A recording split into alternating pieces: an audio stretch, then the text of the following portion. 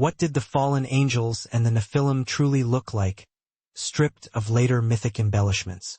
Welcome, gentlemen. It is a very, very old tradition regarding the Nephilim, this great conflict, which extends back to the deepest roots of ancient Sumerian civilization.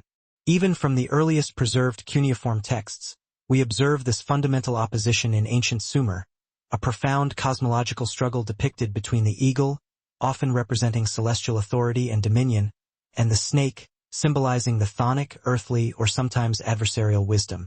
We can, without a doubt, see this potent symbolism spreading its tendrils through virtually all subsequent major cultures and mythologies, even reaching as far as India, right? We are all familiar with the profound symbolism embodied in the tale of the Garuda, the great divine eagle, and its eternal, fierce conflict with the Nagas, the serpentine beings dwelling beneath the earth or in the waters. These figures represent the classic schism. You have the Watchers of Heaven and the Watchers of the Earth. We had equivalent concepts within these pantheons. These were powerful, formidable beings, often depicted as perfect warriors. Based on various ancient descriptions, we can deduce that a 2-to-1 ratio was the estimated average for their width compared to their prodigious height. I have catalogued multiple historical accounts, notably including texts from Ugarit, several Akkadian records, and an essential Sumerian translation which specifies a height of 11 cubits for Gilgamesh himself. That particular number, 11 cubits, is often debated. However, the most authoritative texts I have reviewed definitively indicate this, and the translations I rely on strongly suggest that. The greatest man of renown in the ancient pre-flood world was unquestionably Gilgamesh, possessing this immense antediluvian size of 11 cubits, which translates to just over 19 feet in modern measurement. We also read in the biblical narrative of Og, the formidable king of Bashan, who ruled the land of the giants, and the scripture recounts that his massive iron bed was 9 cubits in length. Their offspring, the Nephilim, would have resembled their angelic progenitors, at least in the initial stages, likely throughout the period before the Great Flood completely reshaped the world. Could it be hypothesized that some of these fallen angels, perhaps a very specific earlier group, looked more profoundly serpent-like or draconian? What is your assessment of their potential morphology, gentlemen? You encounter this provocative imagery in the depictions of Akhenaten, who lived well over 1,000 years after the biblical flood event. If you examine the surviving statuary of Akhenaten, you are clearly presented with what many interpret as a strangely serpentine or elongated face and physique. When I look at modern cultural depictions, such as the monstrous orcs from the Warcraft universe, or even the Egyptian gods with their uncanny glowing eyes in the Stargate series, I am forced to wonder, is it possible that the Nephilim bore some resemblance to these beings? And what did the first familial lines of the Nephilim truly look like before the floodwaters came? Did the fallen angels merely adopt a temporarily convincing human form, or might some have appeared in their authentic, terrifying angelic selves while interacting with humanity? Furthermore, doesn't the Bible fundamentally state that angels, as spiritual entities, cannot have biological offspring? Have you ever paused to consider, to truly wonder about these fundamental questions? What did the fallen angels and the Nephilim really look like? That is the core subject we are going to meticulously analyze today. But I will not be tackling this subject alone. I have brought in 2 immensely qualified experts, Gary Wayne and Dr. Val Mloud. Welcome, gentlemen. Well, thank you very much for inviting us to participate in this crucial discussion. Thank you for having us. We appreciate the platform. Yes, it is truly good to have you both here. I have actually interviewed both of them on this channel previously, though some in our audience might be joining us for the very first time. If that is the case, allow me to introduce them quickly. Dr. Mloud has dedicated decades of rigorous focus to ancient Middle Eastern studies. He holds a PhD in nuclear physics, specializing in nuclear fusion, and an astonishing 3 master's degrees. He has also published a substantial body of work, including the celebrated Nephilim trilogy.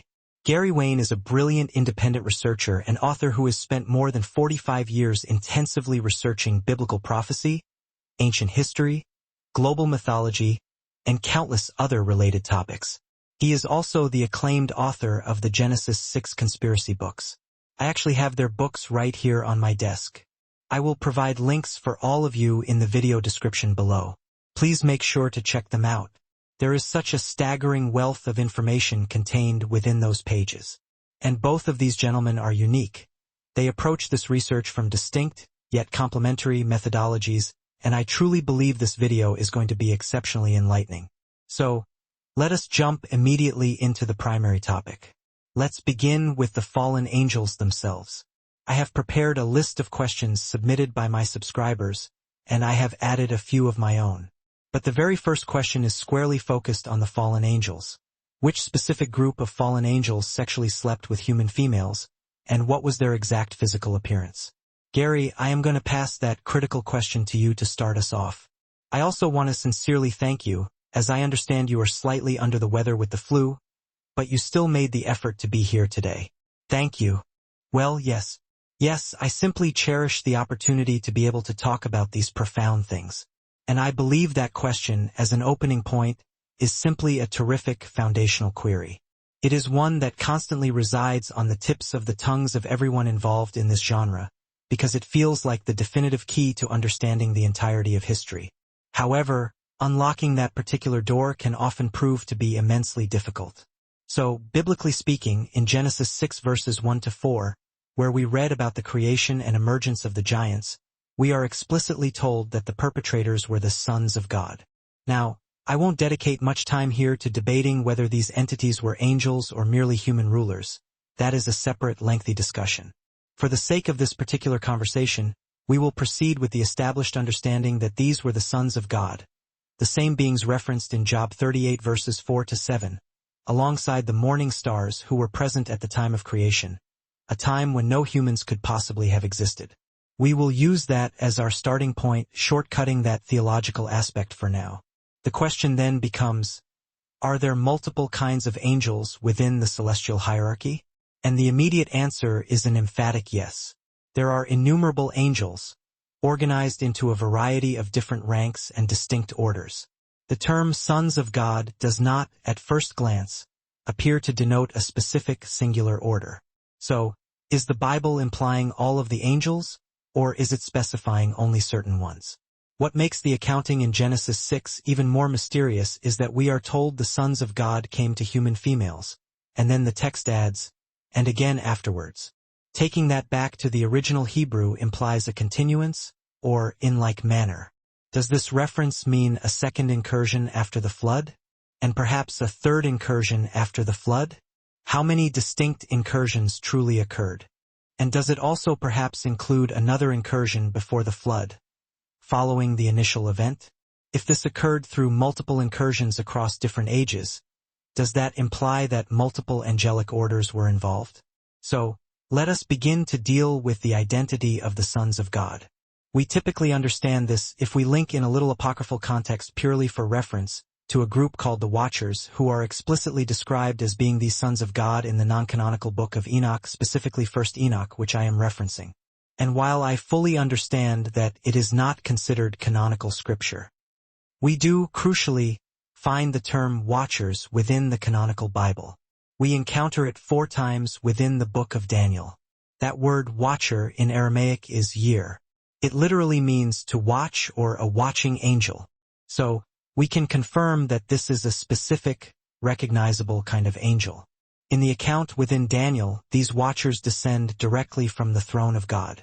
They arrive endowed with the power and authority pertaining both to religious aspects and civil governance. These are, therefore, clearly very important, high-ranking angels. Watchers are generally understood as those who constantly watch or attend around the very throne of God. The complication, however, is that there appears to be more than one group holding the title of Watcher. Within the broader group of Watchers, you find the archangels. And while the standard theological hierarchy might not traditionally place them right around the throne of God, the biblical descriptions confirm that they come directly from the presence of God, figures like Gabriel and Michael. So, they would constitute a part of the greater Watcher group. You also have the seraphim, who are described as 6-winged, serpent-faced, almost dragon-like angels, speaking figuratively. You have the cherubim, who possess 4 distinct faces, one being that of a bull or ox, one an eagle or large bird, one a lion, and one a human face. And then, there is another highly intriguing group that is also present and detailed in the Book of Enoch again. One of the reasons we know that the earliest origination of Enoch derived from Hebrew tradition is a term utilized for these specific throne angels called the Ophim, O-P-H-I-M, sometimes spelled with a double N in the middle. We can trace the biblical identity of these angels through the book of Ezekiel, specifically chapters 1 and 10, where we find the tremendous vision of God's throne and the Merkabah chariot granted to Ezekiel, and we see the cherubim. Then we encounter these distinct angels within the wheels of the concentric wheels. The word for wheels is the Hebrew gilgal, meaning wheel or chariot wheel, and associated terms. But the angels dwelling inside the wheel structure are subtly distinct from the cherubim. One of the faces is referred to as a cherub, which, as I understand it, poses a fascinating contradiction, since a cherub already has 4 faces. So, is that a 4-faced cherub as one of the faces alongside the man, the lion, and the eagle? There is a distinction in their appearance, their location, and their specific function. That specific Hebrew word is Ophin, referring to these will angels. And these are the Ophim that the Book of Enoch is referencing. Thus, we have another defined group of watchers, all part of those 4 groups positioned at the top of the celestial structure. So, are the watchers inclusive of all 4 orders? Perhaps they are. And that adds a layer of complexity as we delve into understanding who these watcher angels were. Moreover, the watchers may not have been the only group involved in the transgression. So, we must consider other groups of angels. And so, understanding this intricate hierarchy, and determining if there is other information or data points we could link to them, specifically evidence that they actually produce giants, is key.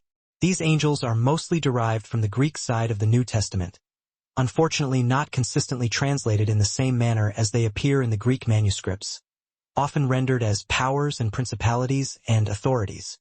The lack of consistent translation makes definitive identification difficult. But you have orders such as dunamis and kurios, you have archai, rulers, and you have exousia, authorities, and eskuros, mighty ones. All are different types of angels, distinct from the simple messenger angels or the rank-and-file soldier angels, right? And so again, we are not explicitly told whether any of them produced giants both before and after the flood, or only one period, or whether there was only one incursion and the giants somehow survived the flood through other means. These are all different types of questions. And if they did produce giants, the most fundamental query remains, how do spiritual, non-corporeal angels actually manage to do that? I will pause there. I merely wanted to establish the complexity of this topic and confirm that we know the sons of God in Genesis 6 verse 4, a term that could also be used generically for all angels, as they are all considered sons of God or sons of Jesus, who is described as the Word of God who created all things, and who, as Colossians 1 states, created all of these different kinds of angels beneath him. And so, it is something that we absolutely need to dig deeper into if we truly wish to comprehend how this world operated in antiquity, how it operates even today, and what definitive events are slated to happen in the end times. Yeah, that is quite the way to open this discussion, Gary. I think a lot of people are having questions flood their minds right now, and I know for the 3 of us, our heads are spinning thinking, wow, there is so much more to talk about here. But I just want to offer some reassurance to a lot of Christians watching this as well. All 3 of us, we are committed Christians. We believe in the Bible 100% as the inspired Word of God. And we know and understand that books like Enoch or the various apocryphal texts are read primarily because they are interesting and historically relevant, right? And while there may be nuggets of truth embedded within them, they are not God's inspired, canonical word. We fully understand that distinction, but it remains incredibly valuable to look at all these other sources and observe how they connect with the Bible, potentially filling in some of the historical or contextual blanks for us. Willem, do you have anything to add to what Gary has meticulously laid out? Yes. So, my own scholarly approach is to focus more intently on the extra-biblical evidence for the Nephilim and the very early apocalyptic Jewish literature, such as the Book of Enoch, which certainly falls into that category. But I am also deeply invested in the more ancient traditions, those that date back to the genesis of civilization in ancient Sumer. In this regard, I think it is fascinating that the Nephilim are only explicitly mentioned twice in the canonical Bible, once in Genesis 6 and later in Numbers 13. Now, in Genesis 6, you mentioned that we read the giants, or rather the Nephilim, were born when the sons of God saw the daughters of men. And then, later in verse 4, when the sons of God sexually came into the daughters of men, and they bore children to them, those children were the mighty men who were of old, the famed men of renown. So, the identity of the sons of God is, as you noted, the major question. Now, this is actually a profoundly old term that had been inherited from much earlier Semitic traditions. We find it prominently in the Ugaritic texts, where reference is made to the Bene El. Literally, the sons of El is often translated as God, especially in the book of Genesis. So, Bene El is a very ancient Semitic term going back to the earliest times, which generally refers to what we would later understand and call the angels. Intriguingly, the Septuagint, the Greek translation of the Hebrew scriptures completed in the 3rd century BC, actually translates this specific Genesis verse with the word angels. And what is even more fascinating is that further back in ancient Sumer, we had a precise equivalent term. It was the Anunnaki. Now, Anunnaki literally means the seed of none or the sons of none. Nun, clear's throat, fundamentally means prince. The earliest form of this name referred to an who is the supreme sky god, the exact equivalent of El.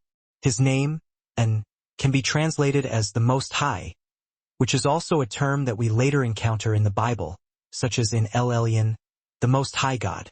Now, later on, it is interesting that the term Anunnaki could also be interpreted as meaning the seed of the princesses, the high gods in that sense. The term Nin, prince/lord, was often applied to Enki, who was An's opponent in that ancient period, and that narrative structure introduces the story of the fall and the fallen angels, and all of that subsequent mythology. But in my view, this consistently refers back to angelic beings, long before they were explicitly called angels.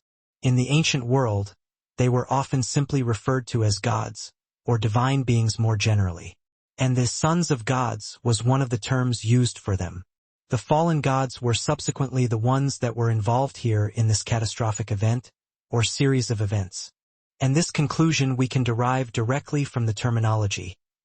Nephilim, meaning the fallen ones.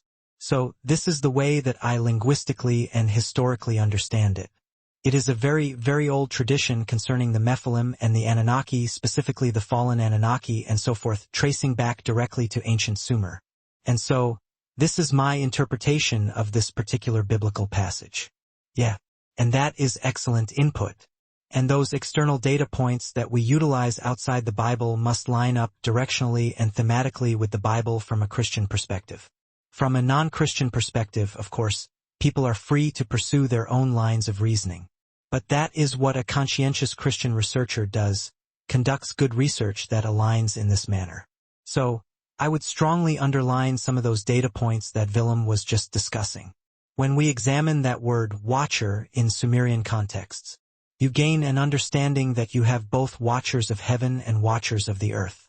This concept is entirely consistent with the Bible and consistent with what was just underscored.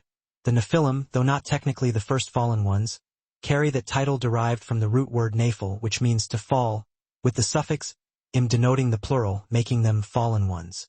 Crucially, that word nephil is utilized in Isaiah 14 when describing Lucifer, or Satan as I would prefer to call him, when he fell from heaven. That is the very word nephil.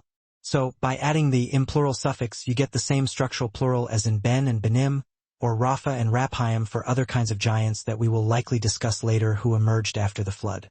Therefore, when we look at this, these are the sons of the fallen ones, and they naturally adopt the same titles as their divine representatives. They are not only called watchers of heaven and watchers of the earth. You can also call them the Nephilim of heaven, for the sons of God, and the Nephilim of the earth, for the Nephilim giants. Similarly, in Greek mythology you have the Titans of heaven and the Titans of the earth. Atlas, for instance, was an offspring in the standard understanding, with Poseidon being the father along with 9 other brothers as well, but he was consistently called a hero and a Titan, still a giant figure. So, you see this sort of profound consistency across cultures. That root word for watcher in Sumerian is rooted in agigi and gigi, which means eyes, as in to watch. And so, you observe how the words seamlessly pass on. You acquire the same fundamental meaning in Greek, with dragon-associated words like dracona and draken, from which we get dragon, which also means to watch or watchers. Again, you find this deep consistency around the ancient world. The Ursu watchers and the net gods in Egypt were also defined as watchers. So we achieve that consistency. But I particularly appreciate the point raised about the Ugaritic texts. For me, Ugaritic scripture is probably the single best ancient script to use as a parallel source because it is ancient Semitic. You literally find the same precise words in the Ugaritic texts as you do in the Bible. So, when you find the Bene El in the Ugaritic text, that is literally the exact same concept as Bene Elohim, the sons of God, right? It is the same phraseological structure. And this is not to be confused with God Most High, as in El Elyon with the El in the singular superlative, or Elohim in the singular application and superlative case. It refers to El, the parent god of the Canaanite pantheon, versus Baal, the offspring god who also produces giants, and who likely produced those specific giants after the flood, according to the Ugaritic texts. So, we gain a strong sense of certainty and consistency there. This continuity is discussed in all of the other polytheistic accounts spanning the globe, not merely confined to those specific civilizations we mentioned. It is a constant factor. It is an inexplicable, persistent constant that one cannot simply dismiss by saying, well, they all must have had the same hallucinating drugs that they used to produce identical stories. That explanation makes absolutely no sense from a scholarly, research-based perspective. So, these are real beings. They carry the same title that the name Israel comes from, *Yisrael*, a title that is also translated as angels in the Septuagint in Deuteronomy 32. Thus, Israel is a two-part word. It is Sarah, meaning prince or ruler, which was also referenced, and El. So, when used as sons of Israel, you can apply that as the title given to the nation of Israel for a future reference, but also for historical information regarding where these council of the gods were going to rule over the 70 nations. These are the sons of the ruling God. So, Sarah can also mean ruling or prince. When you begin to look at how you would translate that term for consistency, you accumulate multiple sources, just as the gods are discussed in Psalms 82 as the sons of the Most High. They are the very same beings as referenced in Genesis 6 and Job 38, and Job 2 verse 1 and 16. But now you are using El Elyon, so to speak, as opposed to Elohim in the superlative sense there. So, it is the same reference to the same profound understanding that is consistently recorded, and it is absolutely astonishing how elements of Christianity and certain Christian leaders attempt to twist the Bible into theological pretzels simply to cover this monumental truth up. Those are some incredibly powerful points, Gary. And you mentioned Israel as well, and we read in the Bible that God, for us, meticulously connects these dots because before Israel was even established, we read that Abraham's. Their ancestors were deeply entrenched in the worship of rival deities, figures later clarified by Scripture not as true gods, but as powerful, disloyal entities, the fallen angels. It is crucial to remember, however, that while diverse cultures recognized many divine beings, El Elyon, God Most High, was acknowledged as the supreme sovereign. The imagery surrounding this angelic rebellion is particularly fascinating, especially regarding the seraphim and the draconic forms. We immediately recall the book of Revelation, which identifies Satan himself as the ancient dragon. Furthermore, the foundational narrative in Genesis features the tempting serpent in the garden. This leads to a provocative consideration. If these fallen entities adopted terrestrial forms, might they have manifested with overtly serpentine characteristics? Is it possible that the specific group responsible for fathering the Nephilim, the Watchers, were distinguished by their highly reptilian or serpent-like features? This would suggest a direct visual link between the progenitors of the giants and the primordial adversary. What are your thoughts on that possibility? Yes, that is a profoundly insightful observation. Clears throat from a scholarly perspective.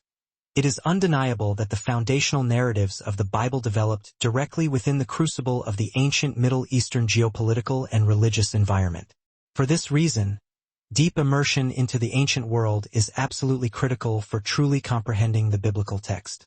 We know that Abram, the progenitor of the Israelites, hailed from Ur of the Chaldeans, a location firmly situated in the heart of Sumerian and Akkadian Mesopotamia. His journey led him far south to Canaan, but his cultural and mythic roots remained in the Tigris and Euphrates Valley. It is vital to recognize that the ancient Mesopotamian tapestry was not monochrome. It included both the non-Semitic Sumerians and the Semitic Akkadians, and it is highly plausible that Abram himself was ethnically Akkadian, given that the name Abraham is well attested in Akkadian linguistic records. These two major cultural groups, Akkadians and Sumerians, coexisted and intermingled, sharing the same land and, consequently, a common pool of ancient traditions.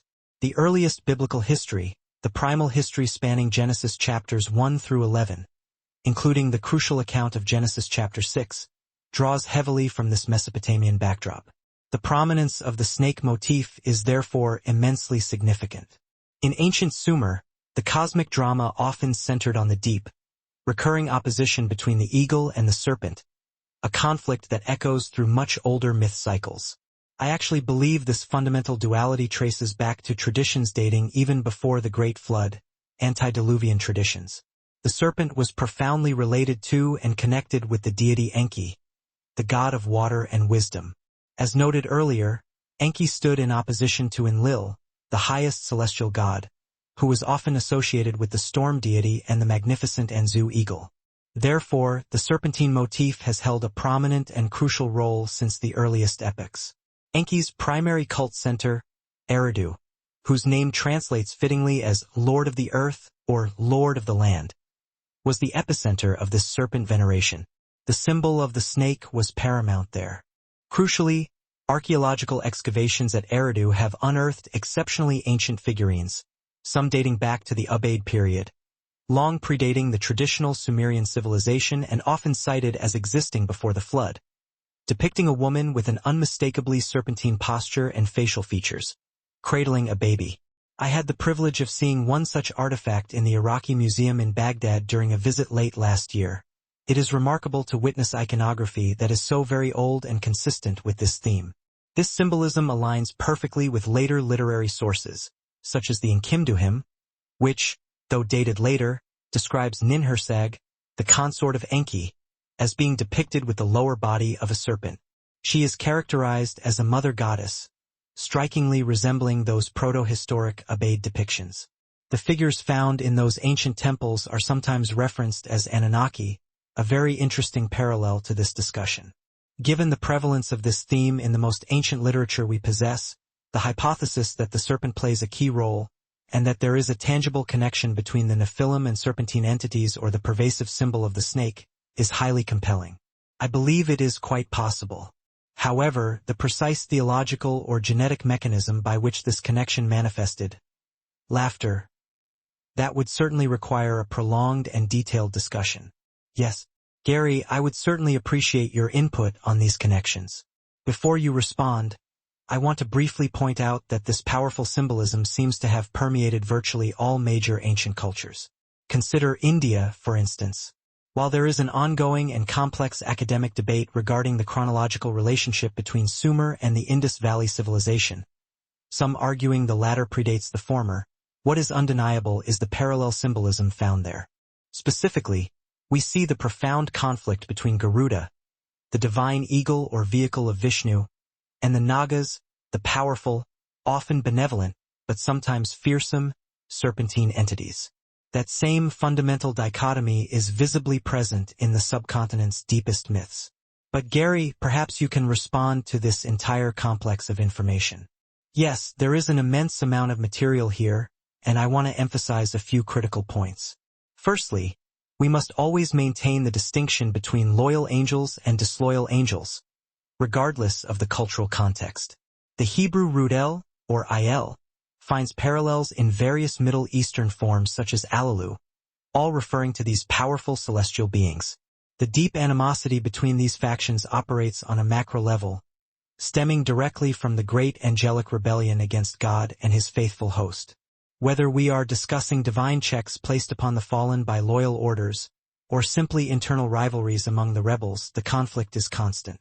However, if we start with the fundamentals, we find that serpentine or draconic imagery forms an astonishingly common legacy across the entire global pantheon of deities that humanity worshipped.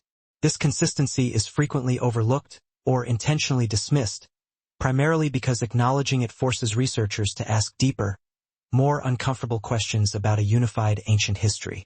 What exactly does this imagery entail? In Sumeria, both the giants and the so-called gods were routinely depicted as serpents or dragons. This includes not only the resulting demigods like Anu and Enlil, though Enlil is the storm god often associated with the Anzu bird, he is still part of the serpentine cosmology, but also the primordial parent gods such as Tiamat and her consort Apsu, whose iconography is overwhelmingly serpentine. They were the sons of the heavens, the children of En or Anu, the chief celestial god. Moving eastward, you encounter not only the Nagas, the powerful serpentine dragon beings celebrated throughout the Indian subcontinent, but also the sons of heaven in China.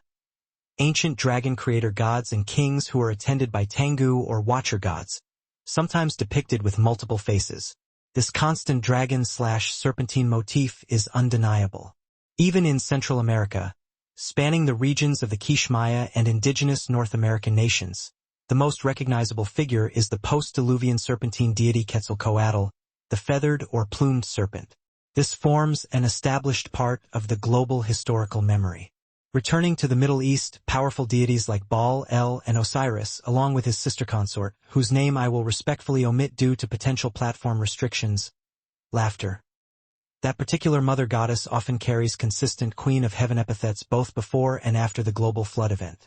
Just as the Greek deities Zeus and Kronos were originally depicted with serpentine aspects, these entities are commonly referred to as Ura's gods throughout the Middle East. And these are specifically depicted as magnificent serpents endowed with great wings. They were not merely mundane animals. They were powerful Ura's gods, carrying titles associated with the angelic pantheons. This depiction is an absolute constant in ancient cosmology. Therefore, if these celestial beings produced hybrid offspring, it is perfectly logical that the Nephilim would inherit and display the signature physical traits of those celestial mafia godfathers, as I somewhat facetiously label them. We must also consider the loyal angels. The Bible sometimes uses eagles as a translation for certain angelic orders. While the exact rank is unclear, this likely points to the Ophanim or the cherubim, beings capable of selecting one of their various faces when manifesting physically on earth.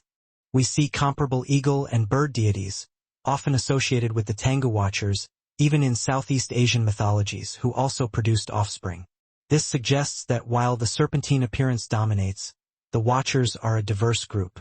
The cherubim, for example, are traditionally represented by 4 faces. When they take an earthly form, they might appear as the Egyptian Sphinx, combining human and lion features, or the bull-headed cherubs found in Eastern iconography, or even the gargoyle-like figures displaying pronounced bird features. All 4 forms are represented across the ancient pantheons, though the serpentine depictions heavily outnumber the others. This seraphim look aligns with the idea, reflected in Daniel chapter 4, that these fallen entities assumed control over human governance and religion. Their hybrid offspring served as visible representatives, appearing precisely like their celestial fathers in the pre-flood era, with these characteristics degrading but persisting even after the catastrophe. To find tangible evidence of this legacy long after the flood, we look at figures like the Egyptian pharaoh Akhenaten, who ruled more than a millennium after the deluge.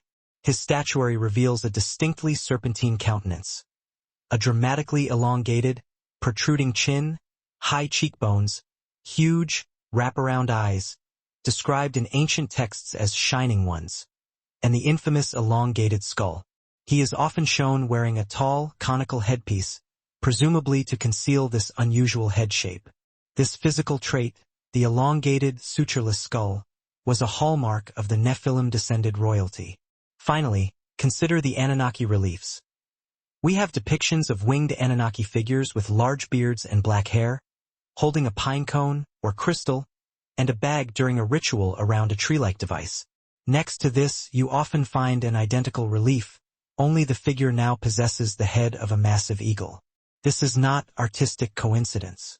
It illustrates the same entity choosing to manifest either its human-like or its eagle-like face, much like the true, composite image of the cherubim or sphinx used to guard sacred palaces, temples, and the gateways between worlds.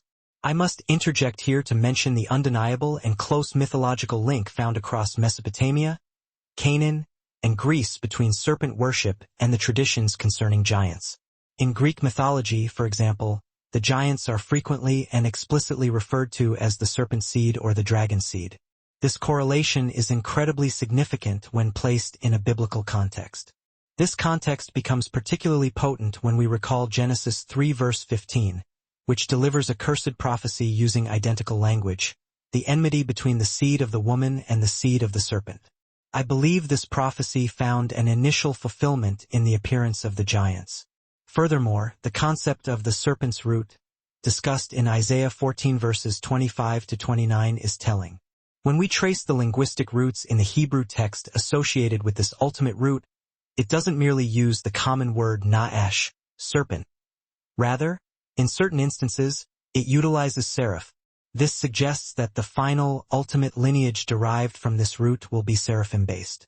This entire passage transitions into a powerful end-time prophecy. It is absolutely essential to recognize that the Bible employs distinct language to describe this rival seed line, a lineage that, as outlined in Psalms 2 verses 8 to 10, will eventually be utterly removed from the seed of humankind during the final period of judgment. We are truly sailing into fascinating, deep theological waters here. But before we get sidetracked by those end-time connections, which we must save for subsequent videos, let us transition to the second critical question. This is directed to you, Dr. Mloud. Did the fallen angels take on fully human form? Or is it plausible that some may have interacted with humans while appearing in their true, radiant angelic selves? We acknowledge that Scripture records instances where angels assumed human likenesses. However, I am asking specifically about the nature of the fathers of the Nephilim. Hey everyone, I truly hope you are absorbed in today's discussion. Before we proceed, I have a major, exciting announcement to share. My brother and I are currently writing a gripping novel, set in the tumultuous world that existed before the Great Flood. This work is designed to bridge historical fiction and high fantasy, evoking the epic scope of The Lord of the Rings, the mythic depth of Warcraft, or the spiritual allegory of Narnia. The best part is that this narrative is rigorously grounded in biblical accounts and supported by archaeological discoveries. In this book, we delve deep into the antediluvian civilization, exploring the rise of the fallen angels, the generation of the Nephilim, and the diverging paths of Adam's family lines, specifically the righteous line of Seth and the corrupted line of Cain. Readers will experience firsthand how these civilizations thrived in megalithic centers like Nippur and Eridu, documenting their descent into darkness and the profound wickedness that dominated a world teeming with colossal beasts and legendary dragons, creatures like the behemoth and leviathan, as vividly described in the Book of Job.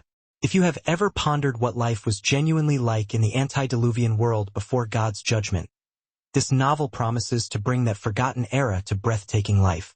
It is packed with intense action, harrowing spiritual warfare, and deep insights into the foundational struggles of early humanity. More profoundly, it tackles humanity's most persistent existential questions. Why are we here? What is the meaning and purpose of our life? And what awaits us after death? And here is the most exciting news for you, our dedicated subscribers. I am offering exclusive, complimentary access to the first 4 chapters of the novel. Simply click the link provided in the video description, enter your name and email, and we will send it immediately. If you happen to be watching this video much later, the book may already be available. You can find it and secure a copy on any of our affiliated websites, including DMC Christian Lifestyle or RUA Entertainment.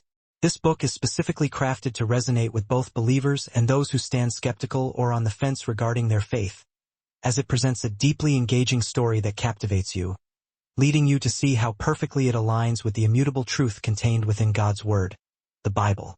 Thank you for your patience. Let's return to our subject matter. The question before us is, did the fallen angels take human form? Or could some have appeared in their true angelic selves while interacting with humans? We acknowledge that Scripture records instances where angels assumed human likenesses. However, we must focus our answer specifically on the nature of the fathers of the Nephilim. Yes, so the biblical text in Genesis 6 is surprisingly sparse, stating only that the sons of God engaged in intercourse with the daughters of men. This brevity often leads people to assume a physical embodiment was adopted by the angels to facilitate this union.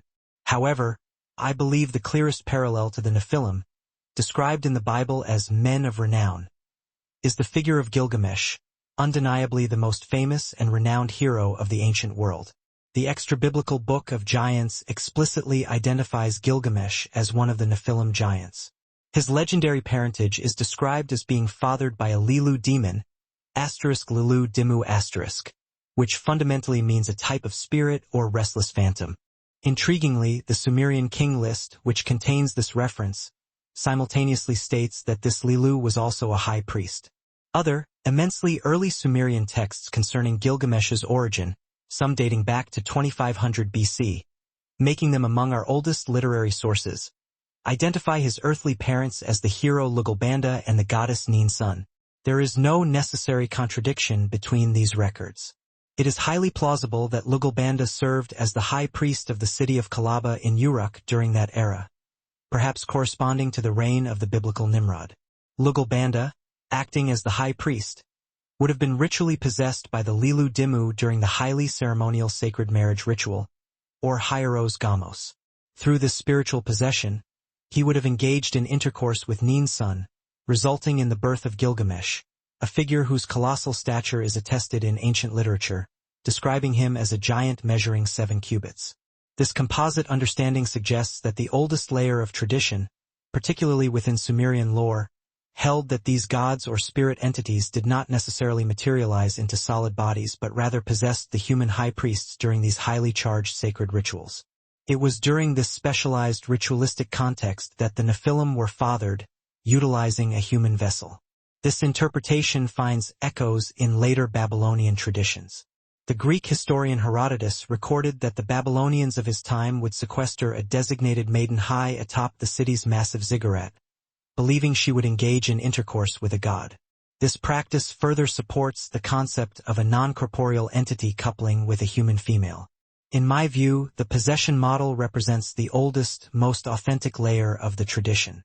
However, following Hammurabi's conquest of Mesopotamia around 1800 BC, the traditions underwent revision.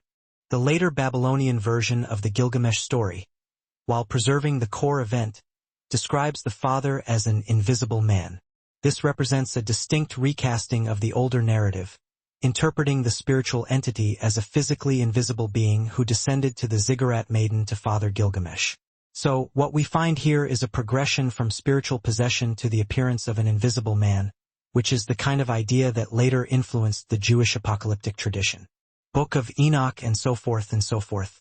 That's much later traditions, dating from about 400 BC, whereas the older foundational traditions, specifically the Sumerian traditions as I've mentioned, go back to roughly 2500 BC. That striking difference in chronology clearly shows how the tradition concerning these events evolved and was reinterpreted over millennia. The Bible itself doesn't provide us with many explicit details regarding the exact mechanism of their creation in Genesis 6. But I believe the most effective way to understand this phenomenon, particularly when referencing the earliest of known texts, is that these spiritual entities, these gods, momentarily possessed the high priest during the ritual known as the sacred marriage or Hieros Gamos. It was through this deeply significant mystical union, especially in the eras before the deluge, but also in later periods such as those surrounding the Tower of Babel, that the Nephilim were fathered. Gilgamesh, a figure of tremendous mythological importance, was one such offspring born of this controversial union. So, that is the way that I perceive and interpret these ancient accounts. Gary, do you want to respond to that or perhaps add something to this complex picture? Sure. Absolutely. One of the primary theological stumbling blocks for people, particularly those operating from a traditional Christian perspective, is the fundamental question: how do spirit beings, who are by definition immaterial, manage to reproduce a physical genetic trait? It is a crucial element that must be explained biblically, especially if Christians are going to fully embrace the sort of complete, radical supernatural ledge upon which the Bible is truly founded.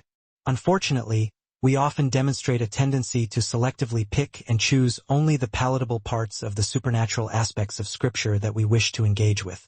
So, this reproductive mechanism is an incredibly important topic. Now, before I delve into the biblical perspective of how this mechanism might have come about, I want to address a few contextual points. First, Gilgamesh is a profoundly interesting and multifaceted character, known across multiple ancient cultures and text traditions, right? But I believe there might be more than one historical figure who inherited this powerful mythic mantle. Therefore, we must exercise caution in our chronological accounting. For instance, the Book of Enoch focuses more on the antediluvian period, the world before the Great Flood.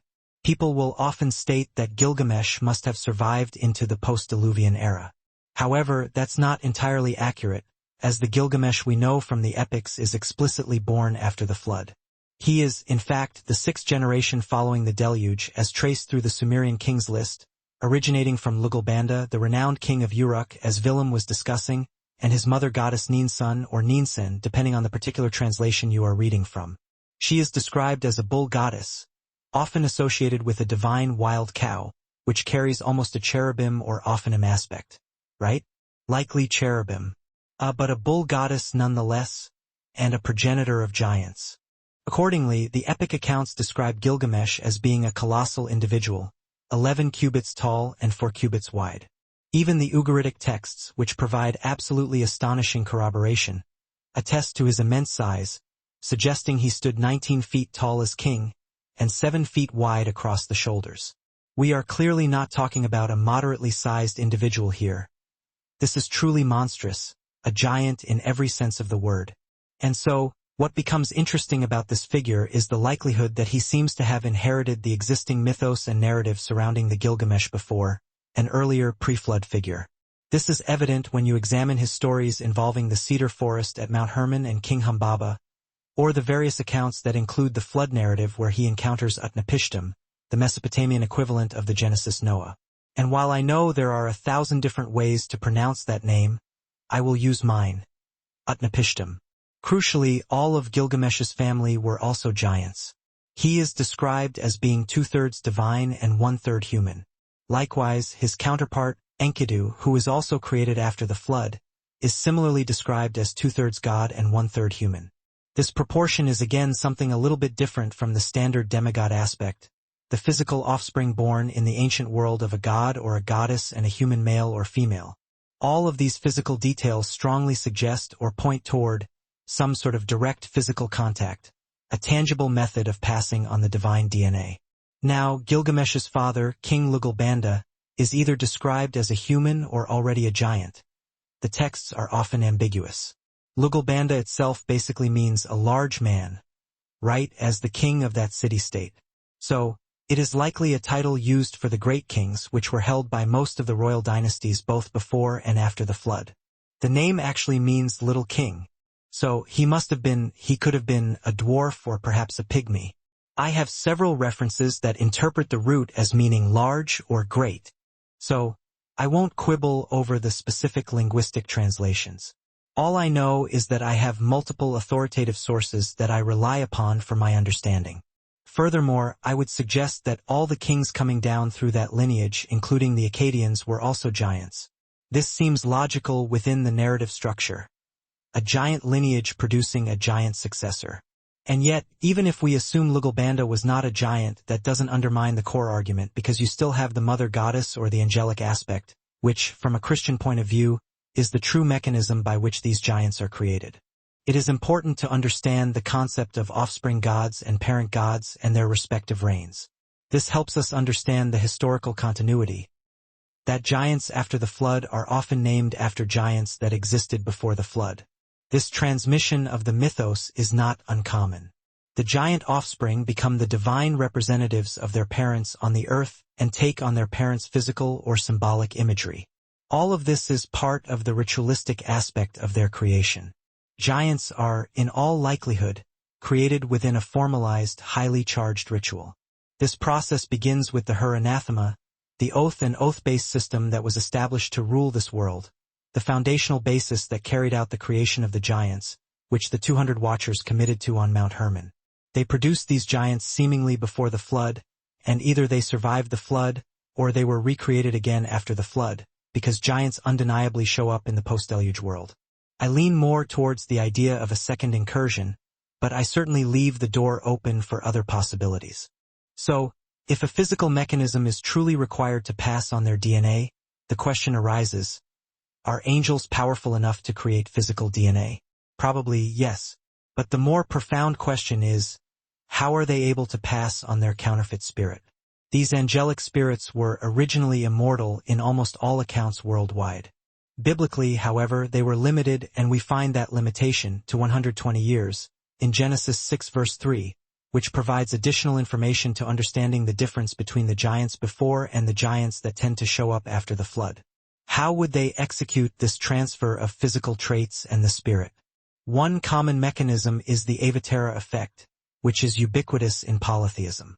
One of the best non-biblical cases is Vishnu, who had perhaps 18 or 20 avatars. Buddha, for example, is considered one of his avatars through whom he passed on wisdom to create Buddhism. You have multiple accounts of Shiva doing the same thing. This concept is entirely known within polytheistic systems.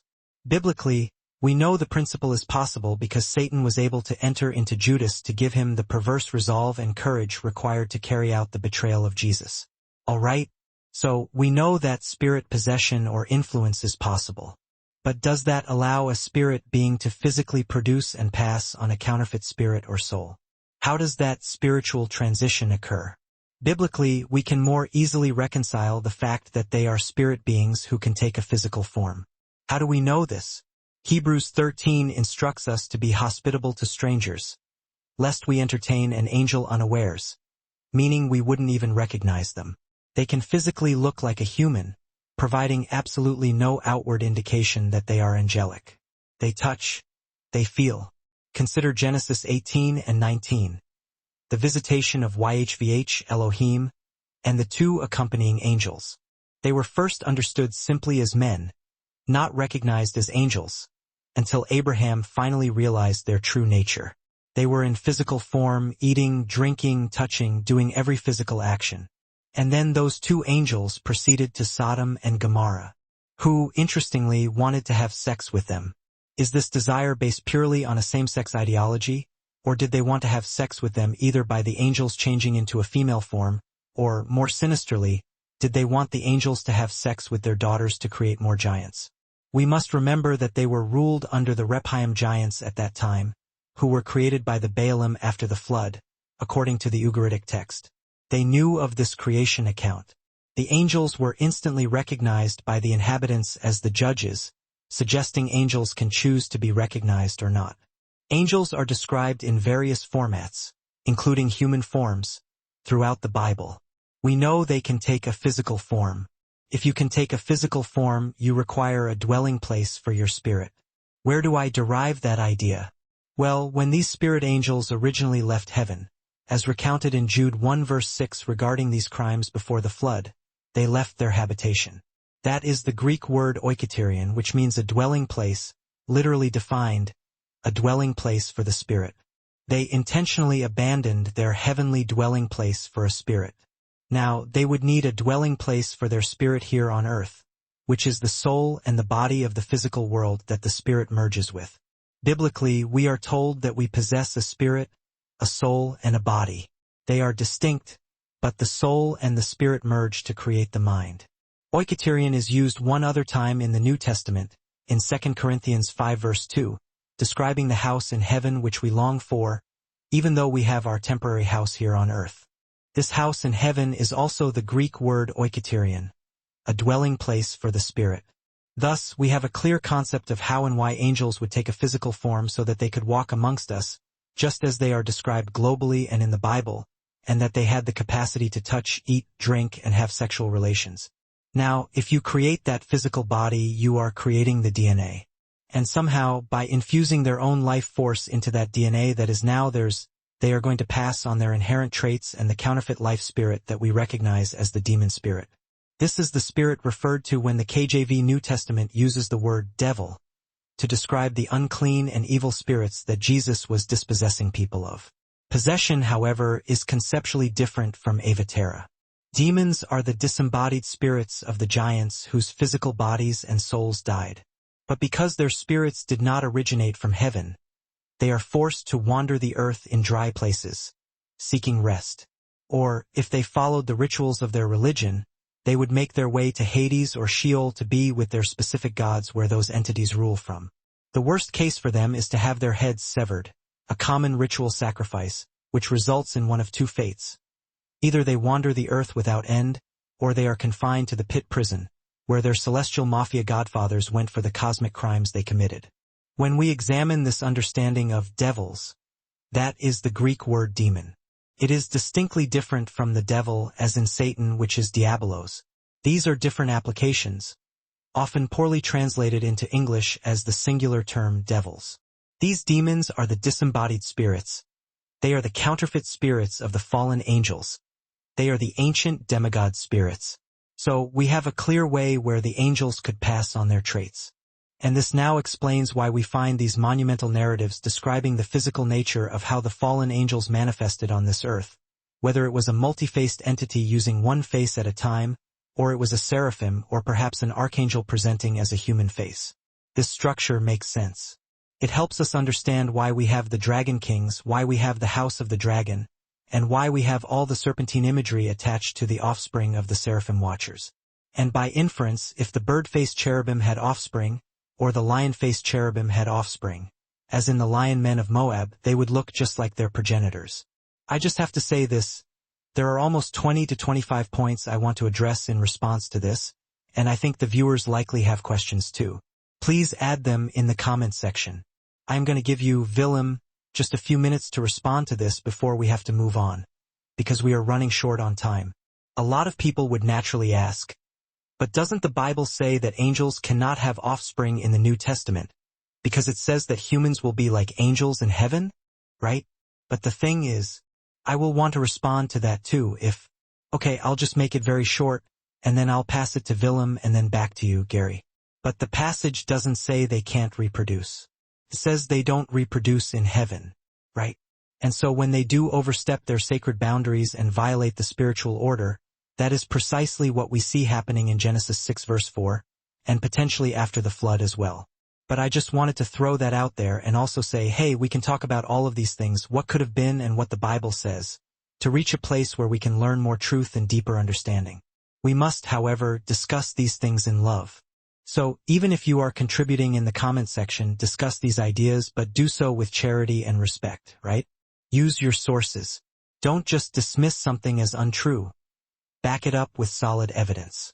But alright, I'm going to go over to you, Willem. Do you want to add anything to that? Yeah. So I don't fundamentally disagree with the idea that angels took physical form. That phenomenon is attested right throughout the Bible. But it is true, as you mentioned, that Jesus does say that angels do not produce offspring, and this statement seemingly stands in direct conflict with what we read in chapter 6 of Genesis. So, my view remains simple, as I've already mentioned. The angels or the spiritual beings, the gods, which is just another name, a very old and common name for these entities in that early period, were spiritual beings. And as I've noted in the Sumerian king list, the father of Gilgamesh is called the Lilu diamond, a kind of spiritual being. However, that same text clearly states that he was a high priest. This strongly suggests that the spiritual entity actually possessed the human high priest, and it was during this very critical sacred marriage ritual, *kairos gamos*, which was extraordinarily important in the ancient world, especially in ancient Sumer, that the Nephilim were fathered. This is simply my view, and this is how I reconcile and understand the most ancient texts available. I think we should be exceedingly careful not to project later traditions, which date from many thousands of years later, back onto the primordial world or the antediluvian world, simply because they talk about those eras. Texts like the Book of Enoch, etc., are chronologically late texts. They may certainly preserve some valid elements of the ancient traditions, but they are not the old texts themselves. We should, in my view, be very careful about assuming that these later texts are actually a true representation of what really happened during that early period. They are not part of the canonical Bible, and we should observe and handle them with that critical distinction in mind. Alright, I'm going to give back to you, Gary, to respond to that.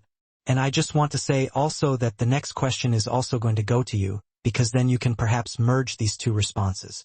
The next question will be, many have asked, how is it physically possible that human women gave birth to giants? So I really like the continuity, and that is almost a discussion in itself. And so, the short form in terms of why people use the argument, there is no marriage in heaven, to claim that angels can't reproduce usually refers to the Matthew account. I would highly encourage Christians to overlay and examine the Luke account as well, so you receive all the crucial details. And the Luke account is specific. It says that we are going to be raised up to be like angels, and there is no need for marriage or reproduction in heaven. Just because they are not permitted to reproduce in heaven, and who knows, they may not be physically able to as spirit beings in heaven either. It may be part of that spiritual aspect, we don't know, but it's one or the other. But they are certainly not permitted and not required to reproduce because they are already immortal. Luke goes on to tell us that we are going to be raised up to be like angels after the resurrection, and we will have no need for reproduction because we will be immortal just like the angels in heaven. So, one wants to put all the details and the relevant passages of the Bible together on these accounts, and it makes all the theological haze kind of dissipate. Now, a constant across all polytheistic accounts around the world is the mechanism by which giants are created. It is the physical offspring of a god, or a goddess, and a human male or a human female. Hercules, for example, is the physical offspring of Zeus and Alcmene. People can infer the possession or avatar model, but that's an overlay. The text doesn't explicitly say they were spiritually involved. And just because these humans were high priests, even if they were used as an avatar, this does not seem to have been a necessary requirement for those fallen angels to accomplish their goal, because they clearly and physically walked amongst us, right? And we get those physical accounts worldwide, and we get those accounts explicitly in the Bible. Furthermore, in the Ugaritic texts, they are actually attempting to bring Baal and the Balaam council back to reproduce more Rephaim giants in highly specific fertility rituals, because there seems to be an issue with their reproductive capabilities after the flood. My inference there is that these gods had left, inexplicably left. The wording in the text is, Baal died. Well, you cannot truly kill an immortal. It's not possible. But you can send them to the pit prison for the same crimes, violations against the fundamental laws of creation, that the parent gods did. El produced giants before the flood. Baal and the Balaam produced giants after the flood. It's the same crimes and why they end up in the same sort of place of confinement.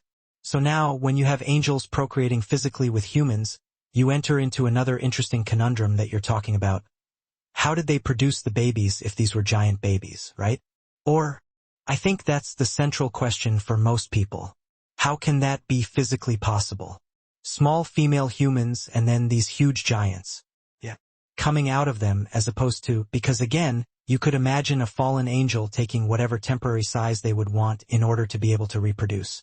Or they could, as giants might do after the flood in the reliefs, be depicted pouring semen into humans to create the hybrids. But the critical point is, how big was that baby as it got closer to the time of birth?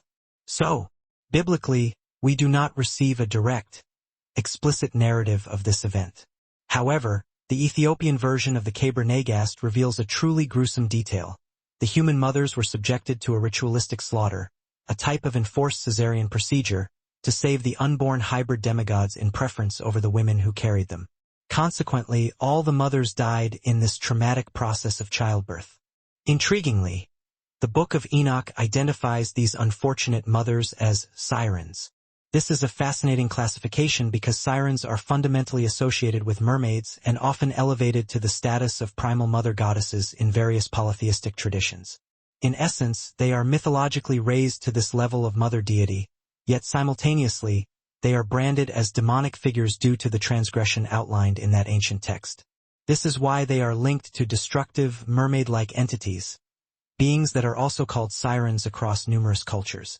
I am not asserting that these identifications are factual, but merely pointing out that the Odinic tradition recounting their crime provides an interesting, profound connection to polytheism. These siren mermaids are consistently portrayed as antagonists, sworn enemies of humankind. This consistency lends structural coherence to the overall mythos. Yes, the situation was profoundly problematic. These human wives met a dreadful end, summarily judged as inferior in order to preserve the demigods who were destined to possess a body in their original, immortal form. The desired outcome was an immortal spirit inhabiting an immortal physical vessel. A terrestrial, physical god that would never require the transition or transformation normally demanded by the physical world. And that, of course, is the profound cosmic mismatch and the fundamental imbalance. It is the crime against creation itself, which God ultimately sought to rectify through the Great Flood. Furthermore, God restricted the physical human lifespan to 120 years thereafter, specifically to prevent such indefinite, potentially endless longevity from occurring again. That brings up an interesting thought. I often think about those ancient figures, the wizards or the shamans described in tales, even in modern stories like The Lord of the Rings, who possess those immense, flowing beards. If you were a shaman or a high priest who managed to live for 700 or 800 years, you would certainly appear like that, embodying centuries of accumulated wisdom. But I will pause here and pass it back to you. Do you have anything you wish to add regarding that perspective?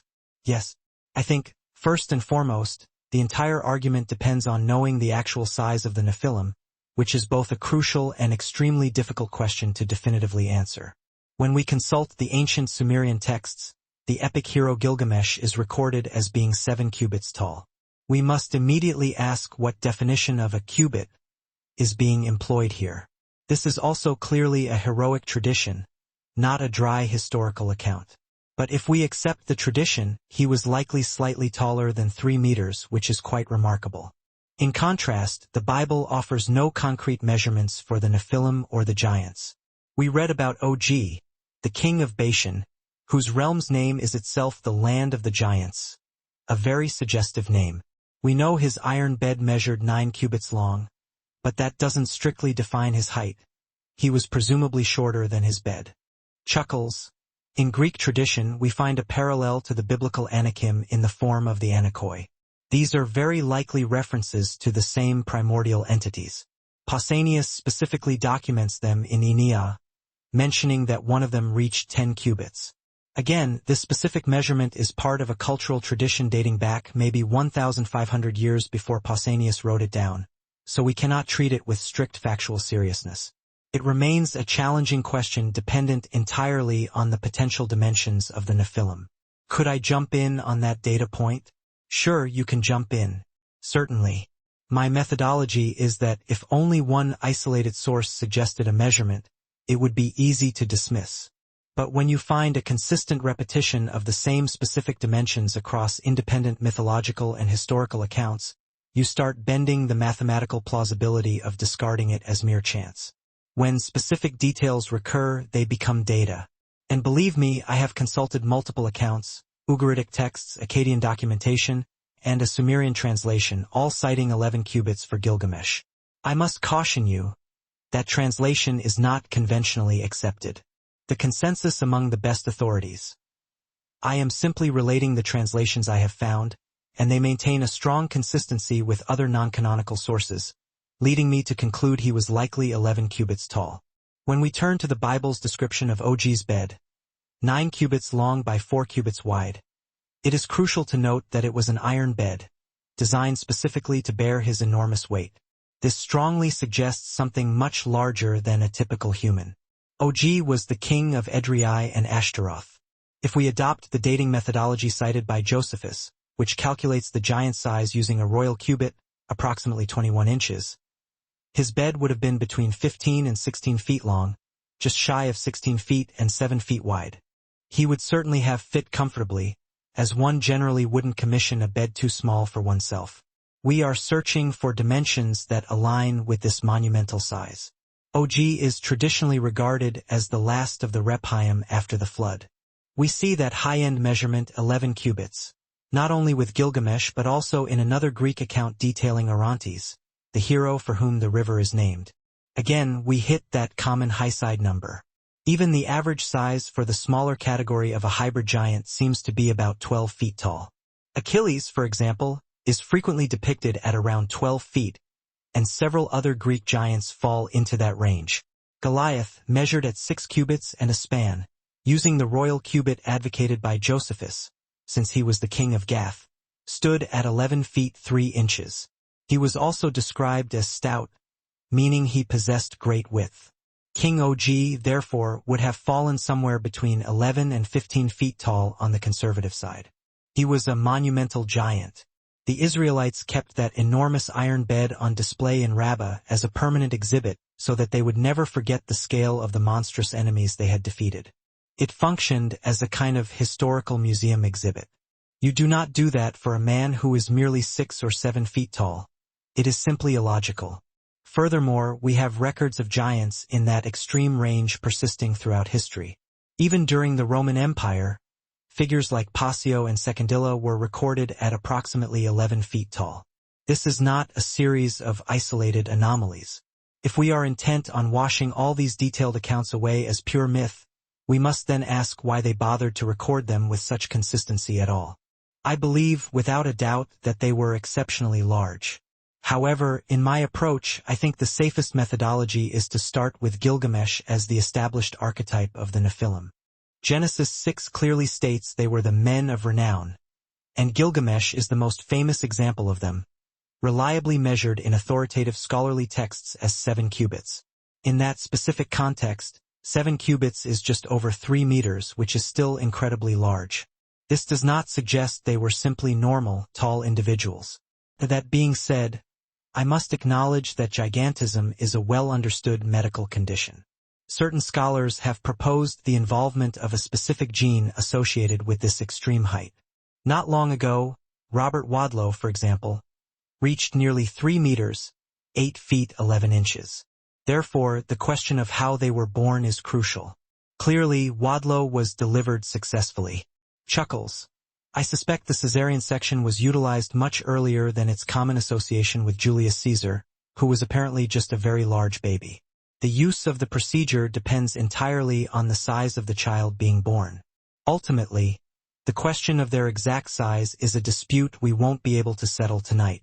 Chuckles, some researchers lean toward the most extreme numbers, but the truth remains obscured.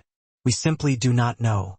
I prefer to use Gilgamesh as my foundational point of departure. And I am certainly open to the theory that the post-flood Gilgamesh might have been smaller, 7 or 8 feet tall, based on him inheriting the mythos of the original antediluvian giant. He could represent a scaled-down version of the giant figure born 6 generations after the flood. Caution is necessary when discussing these individuals. However, what I found compelling was the way other ancient religions carried these same massive dimensions. While that could trace back to the original 7 cubits, I have also found 11 cubits, 11 cubits, 11 cubits, repeated across multiple sources. I have seen the 7-cubit measure too, but I prioritize the consistency of the higher data points. Therefore, I often propose that there were 2 distinct Gilgameshes, one who lived before the flood and one who lived after it. Yes, that theory requires us to delve much deeper into the chronology and detail than we have time for at this stage. It is nonetheless fascinating to hear both of your perspectives. The fundamental physiological point remains that while some babies were monstrously large, resulting in the death of the mother, others, perhaps the slightly smaller giants, could still be successfully delivered. In fact, I want to discuss the variability in the sizes of the Nephilim. Perhaps, and this is a question I will ask soon, not all of them were gargantuan giants. Let's transition now to the visual appearance of the Nephilim. When I look at modern portrayals, orcs from Warcraft, or the Egyptian gods with their glowing eyes, or the alien figures in the Stargate series, I wonder, did the Nephilim resemble these beings? What did the first family lines of the Nephilim truly look like? I'd love your response first, and then Gary, please follow up. The primary challenge concerning the antediluvian period is our extreme lack of reliable data. Our earliest attested texts date back only to approximately 2500 BC. I rely on the Septuagint's dating for the deluge, placing it between 3100 and 3400 BC. The rationale is straightforward. The 2400 BC date derived from the Masoretic texts places the flood during the established era of the Great Pyramids, according to conventional ancient history, and there is no geological evidence of a global flood at that time. Thus, the problem is that our surviving texts are much later. Even with the 3400 BC flood date, our earliest writings still postdate the catastrophe by 1,000 years. It is true that their oral tradition was extraordinarily accurate. Their poets possessed the ability to convey narratives with precise fidelity. We know this from texts such as the poems of Enheduanna, daughter of Sargon the Great of Akkad, who explicitly commanded the poets in her service to accurately convey her works, using sophisticated technical terms. This confirms the existence of rigorous techniques for preserving oral history before widespread writing. But for the period before the flood, we have exceptionally little data. We have much later traditions, for instance, about Anu, but I treat those cautiously when trying to reconstruct the exact events of that early age. I believe the Eridu text offers our best glimpse. This Sumerian tradition states that the seed of the god fell to the ground, a metaphor for the fallen gods. And from the seed, a messianic figure with a shining face was born. This event is explicitly situated before the deluge. This concept of the shining face is crucial, as it connects directly to descriptions of beings in both the antediluvian and post-diluvian periods associated with the Sumerian word melam, the shining one. This term is also the root from which Utu, the sun god, derived his name. In my view, this terminology clearly refers to the Nephilim, the shining ones. These ancient accounts mention three distinct groups of them, some originating before the flood, such as the seven sages. But importantly, the sages are not described as giants. Therefore, I do not believe all Nephilim were giants. Only certain ones were. For instance, the builder gods who assisted in Merkur, Nimrod, in his colossal construction project at Uruk, biblical Erech, are referenced using the term Galgal in ancient Sumerian, meaning large or big, designating them as the big shining ones. We also find gigantic Nephilim among the warrior class. But gigantism was not a universal trait among them. Regarding Gilgamesh, the epic Gilgamesh and Aga describes his face shining brilliantly with the same radiance as the messianic child in the Eridu text who lived before the flood. The concept of Melam, the brilliant, shining face, is a well-established tradition concerning the Nephilim throughout Mesopotamian and even Persian history. Therefore, it is important to understand that not all Nephilim were giants. Those involved in priestly or esoteric orders were not necessarily gigantic. While some warriors were colossal, not all were. Because we lack concrete antediluvian data, the safest path to understanding that period is by looking backward from the post-diluvian era, specifically through the archetype of the Nephilim Gilgamesh and the descriptions of his shining appearance. What Gary mentioned is quite interesting because Gilgamesh belonged to a house traditionally said to have descended from the sun god Utu, but this is likely a later mythical revision of an earlier tradition that linked them to the original shining, messianic figure who lived before the deluge. It was within this specific house that the sacred marriage ritual was performed, intended to draw the pre-flood gods back and allow other hybrid deities, the Sabbata gods, to materialize and be born as Nephilim. In my view, the post-diluvian period offers the best lens because of the continuation of the Shining One concept, spanning the pre-flood era, the Uruk period 3400 to 2900 BC, immediately following the flood, and the Jemdet Nasr period when Gilgamesh lived. He is famed for building the Great Walls of Uruk, a city founded earlier by Merkur, Nimrod, who was from the same dynasty. That is my historical picture. Yes. Gary, anything you would like to add there? Oh, for sure. It is absolutely accurate to say that we have scarce information from before the flood, and we must contend with the confusion caused by how history was filtered through the offspring gods and the developing religions after the flood. However, we do have some intriguing references and reliefs. The difficulty lies in consistently dating artifacts to the antediluvian versus the post-diluvian periods, whether you use a date of circa 2350 or circa 2950 to 3050 or older. Consistency in these various data points is paramount when navigating this timeline.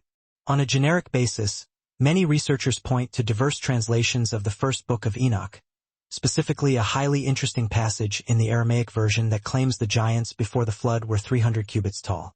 It is unclear if the cubit was even used that far back, but if it was, that would place them at a minimum of 450 feet tall using a common cubit, and even taller using a royal cubit, a size that seems wildly improbable. It is far out of the realm of possibility, depending on how you view the scale of myth. Chuckles. The Guizi version, the Ethiopian translation, uses a unit called an L, 300 Ls. A unit so ancient, we cannot define it. I believe we must consider that the cubit measurement in the Aramaic text may have been a later accounting of the unit known as the L. What the physical stature might have been during that period. Or, conversely, they were absolutely monstrous in size. My personal perspective holds that the antediluvian giants were certainly larger than their post-flood counterparts, yet still they likely did not reach the truly grotesque, unfathomable ranges often speculated. If we take the reference point of Gilgamesh, a key figure in antediluvian lore, who is recorded as being 11 cubits in size, that translates to just over 19 feet. In my research, I generally place the maximum credible height for these beings at somewhere between 20 to 40 feet tall. That 40-foot mark would be the absolute farthest limit I could reasonably extend to when considering the accounts of the giants who lived before the Great Deluge. We must approach these accounts carefully. And yes, we certainly should examine the giants who reappeared after the flood as another source of reference, but perhaps we should view them as a distinct, or at least diminished, breed of giant. They might represent a second incursion event. This theory seems to reconcile more of the disparate data points, not just within a Christian theological framework but also drawing from external texts. We find accounts of this secondary incursion echoed in Sumerian literature, specifically within the Gilgamesh epic. We also encounter this pattern in Greek texts, such as those by Hesiod and other classical works, where one race of giants is destroyed in cataclysmic wars, only to be followed by a subsequent race. These external narratives often distinguish between giants created by the initial parent gods and those created by the offspring gods, like the lineage we see with Hercules, as we discussed previously. Therefore, I strongly believe there is a fundamental difference in the nature of the giants who existed after the flood compared to those before it. I find them to be smaller, possessing significantly less power, and subject to greater restrictions, a clear consequence of the divine edict referenced in Genesis chapter 6. Interestingly, as was mentioned earlier in the show, the specific term Nephilim does not appear frequently in the biblical canon. It appears only 3 times, once in Genesis 6 verse 4, and twice in Numbers 13:33 within the often considered embellished portion of the scouting report. This infrequent use does not necessarily mean that the Anakim, who are described as the children of the Nephilim, were not giants. It simply implies that they may not strictly be classified as Nephilim giants themselves. What the Numbers 13 reference does clearly suggest, however, is that by invoking a reference to the notorious antediluvian giants, the ones known for their terror and power, the scouts were attempting to frighten the Israelites into abandoning their mission to enter the covenant land. The report explicitly testified that the giants they were seeing, the Anakim, were the very same type that had existed before the flood, implying they were bigger, meaner, and more powerful than anything the Israelites could currently face, leveraging fear as a tactic. How, then, do we distinguish if the Anakim aren't technically Nephilim? Well, they are referenced and used in different contexts throughout the Old Testament. For instance, the Anakim are specifically described in Deuteronomy 2 as giants, but the Hebrew word used there is not Nephil or the plural Nephilim. They are listed alongside other giant groups described in that passage, such as the Horites, the Emim, the Casualites, the Amim, and the Zemzumim. In the Old Testament, the Hebrew word Rapha, or Rapha, for giant is far more prevalent, being used about 25 times. It is even used to designate a specific tribe of giants, the Rephaim, in Genesis 14 and Genesis 15. This is highly significant because Genesis 14 recounts the War of Giants, detailing the 4 kings emerging from Samaria fighting against the 5 kings of Sodom and Gomorrah and their allies. Crucially, the very first battle they engaged in was against the Rephaim at Mount Hermon. There are profound reasons for that specific location, which we won't fully detail now. So, when you see references like the Valley of Giants or the Valley of the Rephaim, the word being translated as giant is Rapha. When Og, the king of Bashan, is described as a giant and the last remnant of the giants, that is Rapha again, pluralized as Rephaim. Only one other time in the Old Testament do we encounter the word for giant that is derived neither from Rapha nor Nephil, but rather from Gibber or Gabber, which appears in Joshua and Job 16. You can debate the accuracy of that translation in specific instances because Gibber is used roughly 155 times in the Old Testament, but it doesn't always denote a physical giant. It can mean merely a mighty one, a noble, or simply a strong man. But it is the word used to describe the Nephilim as the mighty ones in Genesis 6 verse 4, where they are also called men of renown or Shem of fame or infamy. The word Shem, *Shamim*, equally carries the derivation meaning heavenly ones, or the stars, or the gods in heaven. Therefore, when we analyze the state of affairs concerning giants after the flood, there appears to be a clear distinction. We must recognize that these post-flood giants were likely not as massive as their predecessors. By all surviving accounts and physical records, we simply cannot reach the speculative sizes that some propose for the antediluvian giants. Even though there are ancient reliefs, depending on the chronological dating you assign to the flood, that depict beings far larger than the giants documented after the flood, sometimes these reliefs use scaling to show three distinct categories of beings. In those depictions, one might logically infer that one group represents the gods, the second group represents the offspring, the hybrids, and the third group represents standard humans or some other combination of hybrids. Beyond their size, what did they look like? We previously touched on descriptions like that of Enat, who carried a kind of seraphic, shining appearance. But there is also the common descriptor of a 2-to-1 height-to-width ratio, which was famously memorialized to remind the Israelites of their strength via Og's massive bed. Now, if we review the descriptions of the post-flood giants, the word stout is used repeatedly. Yes, these were not just unusually tall individuals. They were imposing, robust, powerful, and often described as perfect warriors. That 2-to-1 ratio for width to height was frequently cited as the average proportion for these beings. The Gilgamesh example slightly throws that ratio into disarray, as 11 cubits of height to 4 cubits of width, in the sources I use, does not neatly form a 2-to-1 proportion. But there is also a distinction in his designation. He is cited as 2/3 god and 1/3 human, rather than the 50-50 demigod blend, suggesting something unique in his makeup. We don't have all the answers, and the dimensions aren't always perfectly consistent. But what we do know is that these were not tall, thin, or lanky beings. These were massively muscular, imposing entities. Their eyes were often described as shining, capable of lighting up a room. This detail is constant across cultures, whether it's recorded among the Tuatha De Danann as they migrated up the Danube and over to England, Ireland, and Scotland, or in other traditions around the globe. A consistent feature for these giants was that they were shining ones, who often displayed a serpentine or draconic appearance. So, you have this tremendous size and also, likely, a disproportionately longer neck that accompanied that physique. When you examine the word Anak, one of the definitions translates to long neck. The name Og also carries that meaning in some interpretations. This suggests a longer but also much thicker neck, not a pencil neck, as they were not built that way. This serpentine imagery is reflected in the Egyptian uraeus, the cobra headdress, which would coil around the neck. Perhaps, as their bloodlines became increasingly diluted over time, this became a symbolic representation of their original appearance, reflecting the seraphim DNA passed down to them. Even the royal families of the modern world, whether people choose to believe it or not, maintain genealogies that trace their lineage back to these giant races and ancient royal dynasties, both before and after the flood. Regardless of whether these claims are 100% accurate, they are powerful beliefs that fundamentally shape the actions of these dynastic lines. The concept of gene and genealogy is paramount to them, as they believe they literally carry the gene of the original Rephaim and Nephilim patriarchs, the physical gene of the gods, passed on as physical offspring. When you align this belief system with the concept of the serpent seed bloodline, which is discussed in biblical and non-biblical texts, the various data points begin to form a disturbing pattern. We need to be cognizant that while there were changes in these post-flood giants, they also seem to have developed a significant fertility issue. The limited accounts we have of the pre-flood giants suggest they could reproduce without apparent difficulty. But after the flood, this seemed to change.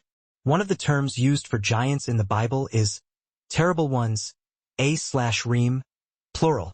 Within the definition of this Hebrew word lies the implication of this fertility problem, a potential reproductive failure. One of the enduring common denominators we observe within the global royal families, their ancient rituals, and their belief systems is the insistence upon maintaining intermarriage within a specific bloodline. They would often use a pure-blood matriarch to establish a new dynasty. It appears they faced difficulty in producing viable females among the pure giant lineage after the flood. If a race deliberately limits intermarriage with humans after the flood, they are biologically heading toward extinction. They therefore had to hybridize, but they did so in a strictly limited and controlled manner, adhering to these meticulously tracked genealogies that underpin their divine right to rule. This created famous dynastic claims. The Cretans, who traced their lineage back to Zeus. The Julians, connecting the Romans and Etruscans, via Romulus and Remus, back to Mars and Ares. and the Albans, a name associated with the Tuatha De Danann, all part of the same Indo-Aryan groups of giants identified by historians both before and after the deluge. They track these Genesis and countless others around the world, obsessively monitoring their bloodline purity and the ennobling of those genes to fit into their established hierarchy. Over time, through necessary intermarriage, they lost size, certain physical features, and powers.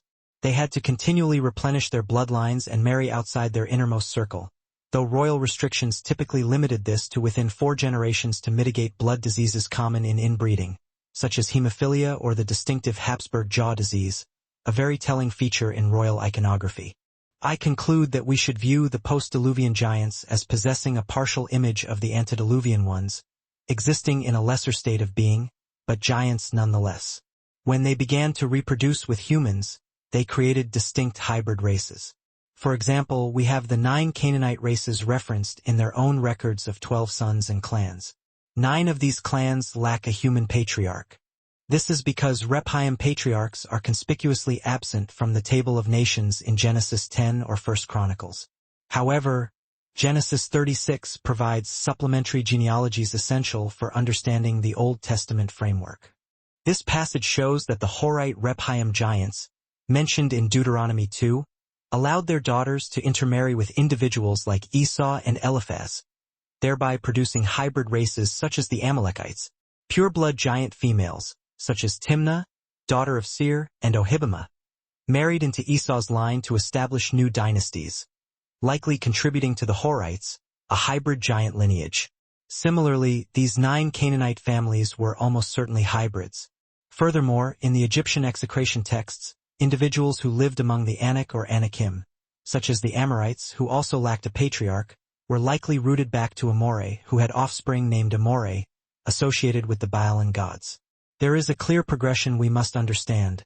The giants of the first creation before the flood, what we see after the flood, and their continued presence down through history, even up to the time of Josephus. Josephus claimed these bones were kept on record, right? And here's what he said. You can, of course, discard any account that seems inconvenient, but this record maintains consistency with the accumulated data points. Josephus explicitly speaks of giants as belonging to the same groups mentioned in the Bible, which was a common understanding across all cultures of the period. He stated, and I quote, "For which reason they removed their camp to Hebron, home of the Anakim that I talked about in Numbers 13, and the 3 Anakim kings were there. There was then left the race of giants whose bodies were so large and countenance so entirely different from other men that they were surprising to the sight and terrible to the hearing. The bones of these men are still shown to this very day, unlike any credible relations to other men. They are on museums to remind the Israelites of the people that were fought in the time of the Exodus. If the giants before the flood were indeed larger, and the accounts strongly suggest they were, then they were certainly larger than the ones after the flood. We just don't know the precise scale of that difference. Yeah, it brings up a lot of questions. I think many people, I'll just throw this in quickly, ask, why aren't there many Nephilim bones today?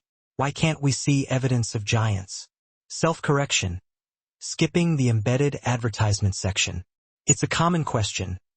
Why aren't there many Nephilim bones today that we can show to people? Yeah. So, obviously in the ancient world we find that the giants, as Gary just mentioned, including specific individuals like Goliath and his 2 brothers, are clearly identified as gigantic figures.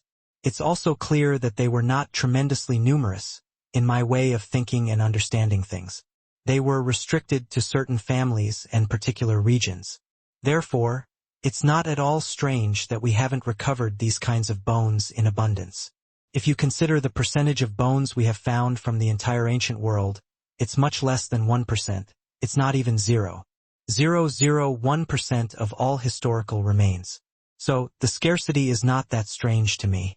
For example, we have confirmed cases of gigantism, which I've already mentioned, where we have figures that are quite large. I cited the person who was nearly 3 meters tall, nearly 10 feet.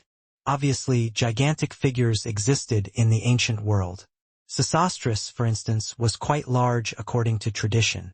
But finding these specific remains in history is inherently difficult. History isn't like that. Sometimes people say, if you can't show it to me empirically, then it's not true. But history doesn't operate that way. When we understand the limitations of archaeology, we also understand why things are often not found quickly and take a long time to surface.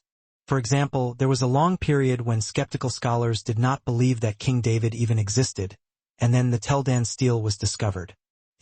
So it's a genuine problem, but what convinces me is that the biblical narrative should not be taken in isolation.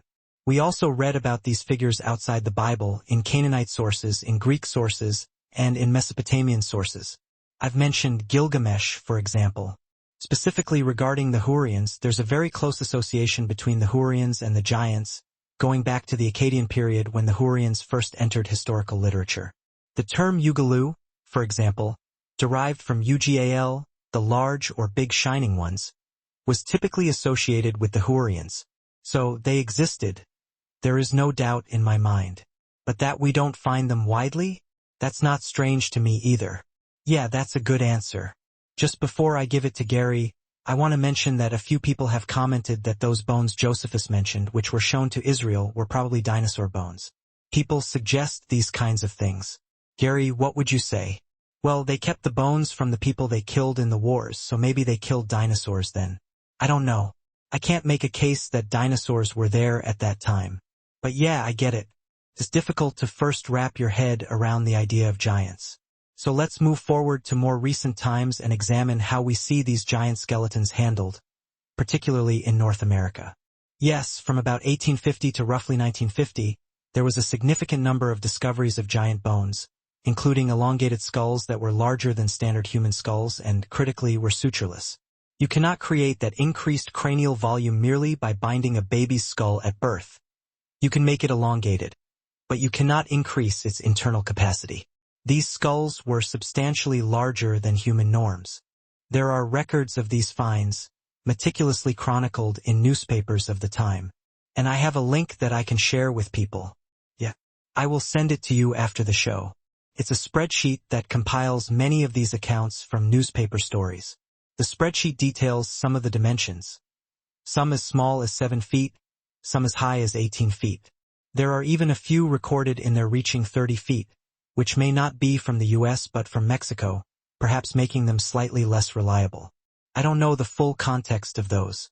I don't want to sound prejudiced on that point, but those types of remains are consistently treated as outside the accepted academic and historical norm. That's why I emphasize that this information exists, and I want people to know the true scope of what has been found. Now, what's particularly compelling about this database, the spreadsheet, is that as you scroll to the right, you'll find a column containing clickable links that take you directly to the original newspaper account where the discovery was first reported. Now, we see two common patterns related to what happens when these giant skeletal remains are unearthed. In the first scenario, they are discovered, and the finders alert the nearest local university. The university dispatches a team, which meticulously records all the measurements and takes notes, concluding that this is a truly spectacular, unprecedented discovery. Their next step, inevitably, is to ask, what are we going to do with this? They decide to contact the Smithsonian Institution. The Smithsonian duly arrives, collects all the data, and, crucially, collects all the bones. Those bones are sent to the institution's vast archives. And they are never heard of again. They vanish from public record, effectively suppressed. The second scenario is when the people who find the bones bypass the local university entirely and contact the Smithsonian directly. The exact same outcome occurs. The bones are collected, catalogued, and then effectively disappear into institutional oblivion. So, the critical point here is not that there isn't a record of these discoveries. The records are abundant. Now, you could try to argue that all these hundreds of desperate newspaper reports, scattered across the United States with different editors, writers, and dates, are somehow part of a coordinated, centuries-long cabal or conspiracy to manufacture this specific narrative. But I highly doubt that assertion stands up to any proper historical or journalistic scrutiny. However, people can and will rationalize absolutely anything to fit their own worldview. We must also look at the institutional backbone that facilitates this suppression. The Royal Society, which is, in effect, the parent organization to the Smithsonian, was inaugurated by the Royal Society and Rosicrucian James Smithson, funded by his massive bequest or his dowie.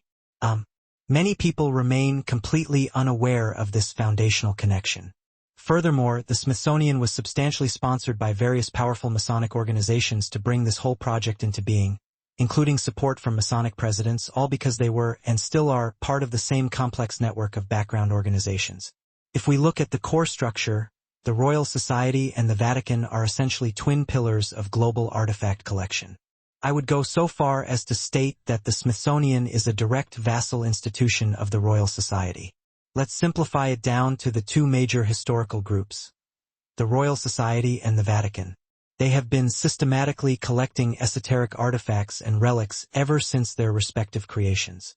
They possess the largest, most comprehensive storehouses of these objects globally, yet they consistently refuse to provide a full public accounting of their holdings. While they will acknowledge possessing a lot of ancient objects, they will not give a full, verifiable reckoning of exactly what those things are. It stands to reason that they do not want to reveal these specific artifacts. For instance, you could find elongated skulls and giant bones displayed in museums all throughout the Mediterranean islands up until about 40 or 50 years ago. They still possess those items, relegated to the back rooms, but they simply will not bring them out for public display or scientific inquiry. So, you have these undeniable reliefs and artistic portrayals depicting giants, stretching back throughout the entire ancient world.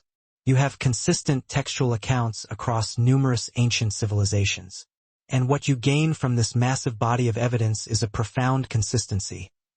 There was a powerful race that enslaved early human populations, and they ruled the top two classes and arguably still influence them to this day for the most part. Furthermore, if we analyze the core tactics of global governance, the control of information seems to be the primary modus operandi, the standard operating procedure of the elite, to tightly manage the flow of historical and scientific information. And people are free to interpret that reality however they wish. But how can you look at this entire volume of evidence and simply dismiss it by saying, it doesn't exist? Regarding giants in the Bible, there is significantly more textual evidence and depth there than most people are ever taught to believe. And it's not just individual families or isolated events. You have the clearly defined tribe of the Rephaim that I've referenced. You have the Anakim. You have the Hivim. The Hurrians would be the Hurim and part of the Horim. You have the Hivim and Horim. Tracing them back to their patriarchs reveals them as a division of one core group of giants that descended from the mountainous regions and settled into the covenant land. So, there are three clear distinctions amongst that major group. Then you have the Peritzim, the Amalekites, the Zuzim, the Zamzumim, the Emim, the Jergsites or Jerim, the Makathim, the Avim, the Cherethites, the Pelethites. I could continue this list as there are many more. These groups are generally not recognized or taught as being giant peoples by modern biblical scholars. Furthermore, you have references to Eastern giants in the Bible, such as the Cadmonim, related to Ben-Kaddim, BNQDM, which aligns with the giants mentioned in the Ugaritic texts coming from the east.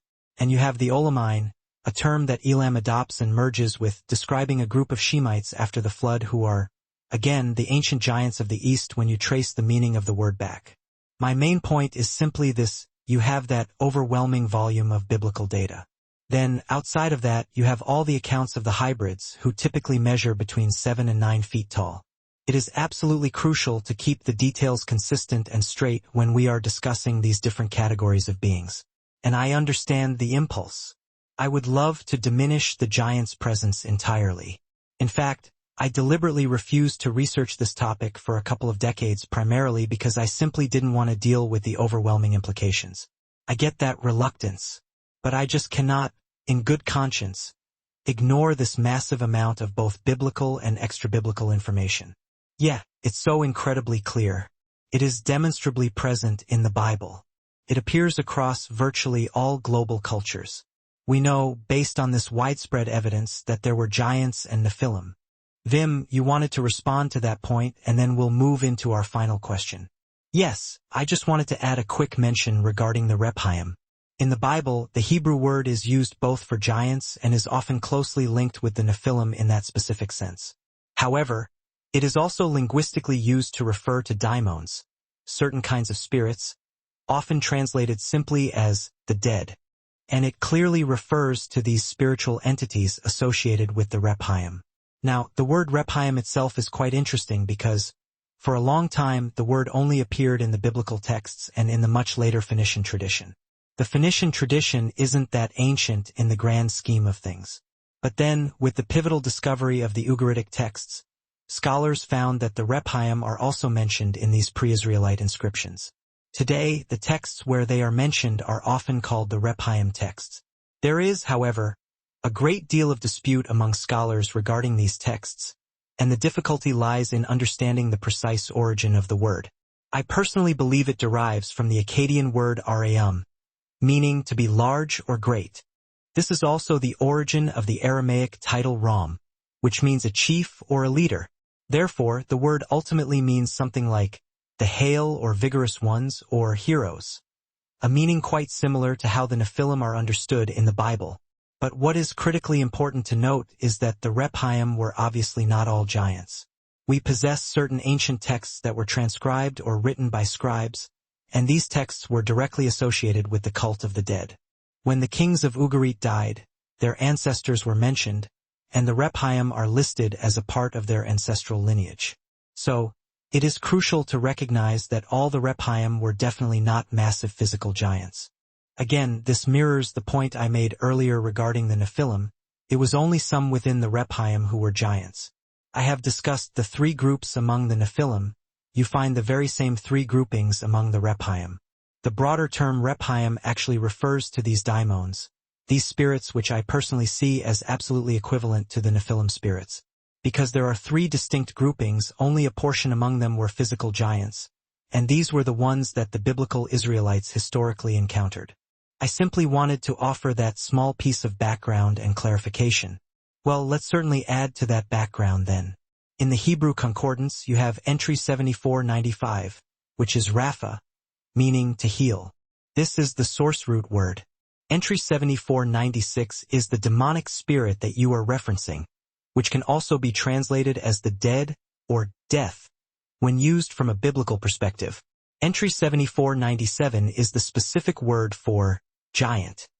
And then you have Rapha referenced 2 or 3 times after that, which are specific names of patriarchs of the house of Rapha/Beth Rapha. So, when we now overlay that complex linguistic structure onto the Ugaritic texts, we encounter the original Semitic root RPM. The aspirate H is added as Hebrew evolution develops the vowels. The ancient word would be RPM, just as Nephilim would be the ancient NPL. This RPM root is translated in some Ugaritic texts as Rapu or Rapium, but it remains the same core word when you trace it back to the original Semitic language for both cultures. Typically, the Ugaritic texts favor the translation of healer for these particular beings, the offspring of Baal, of Anat, of Amuru, of Kothar Wakasis, all these Baalim gods that are creating giants from the divine council. The Ugaritic texts explicitly state that these beings possessed healing capabilities. They could heal themselves, and they also had the power to heal others. It is not fully explained how they possessed this ability, whether it stemmed from advanced technology or whether it was an intrinsic part of their corrupted DNA. A lot of people speculate, and I believe the speculation makes a good deal of sense, that this regenerative ability is precisely why it was necessary to take their heads so they could not repair themselves. They likely had the ability to rapidly grow back their own arms and other limbs. Thus, you had to kill them in a definitive way that prevented them from having time to repair the damage. That is why the tradition of taking the head of a giant became so paramount, a tradition that originated early in history and one which, I speculate, we will see resurface in the end times. In my second book, I provide substantial data points for those who wish to delve deeper into this. Furthermore, these were individuals who, when they died, and these ones could die, versus the ones before the flood who were immortal, their essence, their spirit, would be ceremonially paraded to Hades or Sheol by other Rephaim kings. This suggests an ability for interdimensional passage or travel. And so, we have the spiritual aspect of the giant, the physical aspect of the giant, and the healing/leader aspect.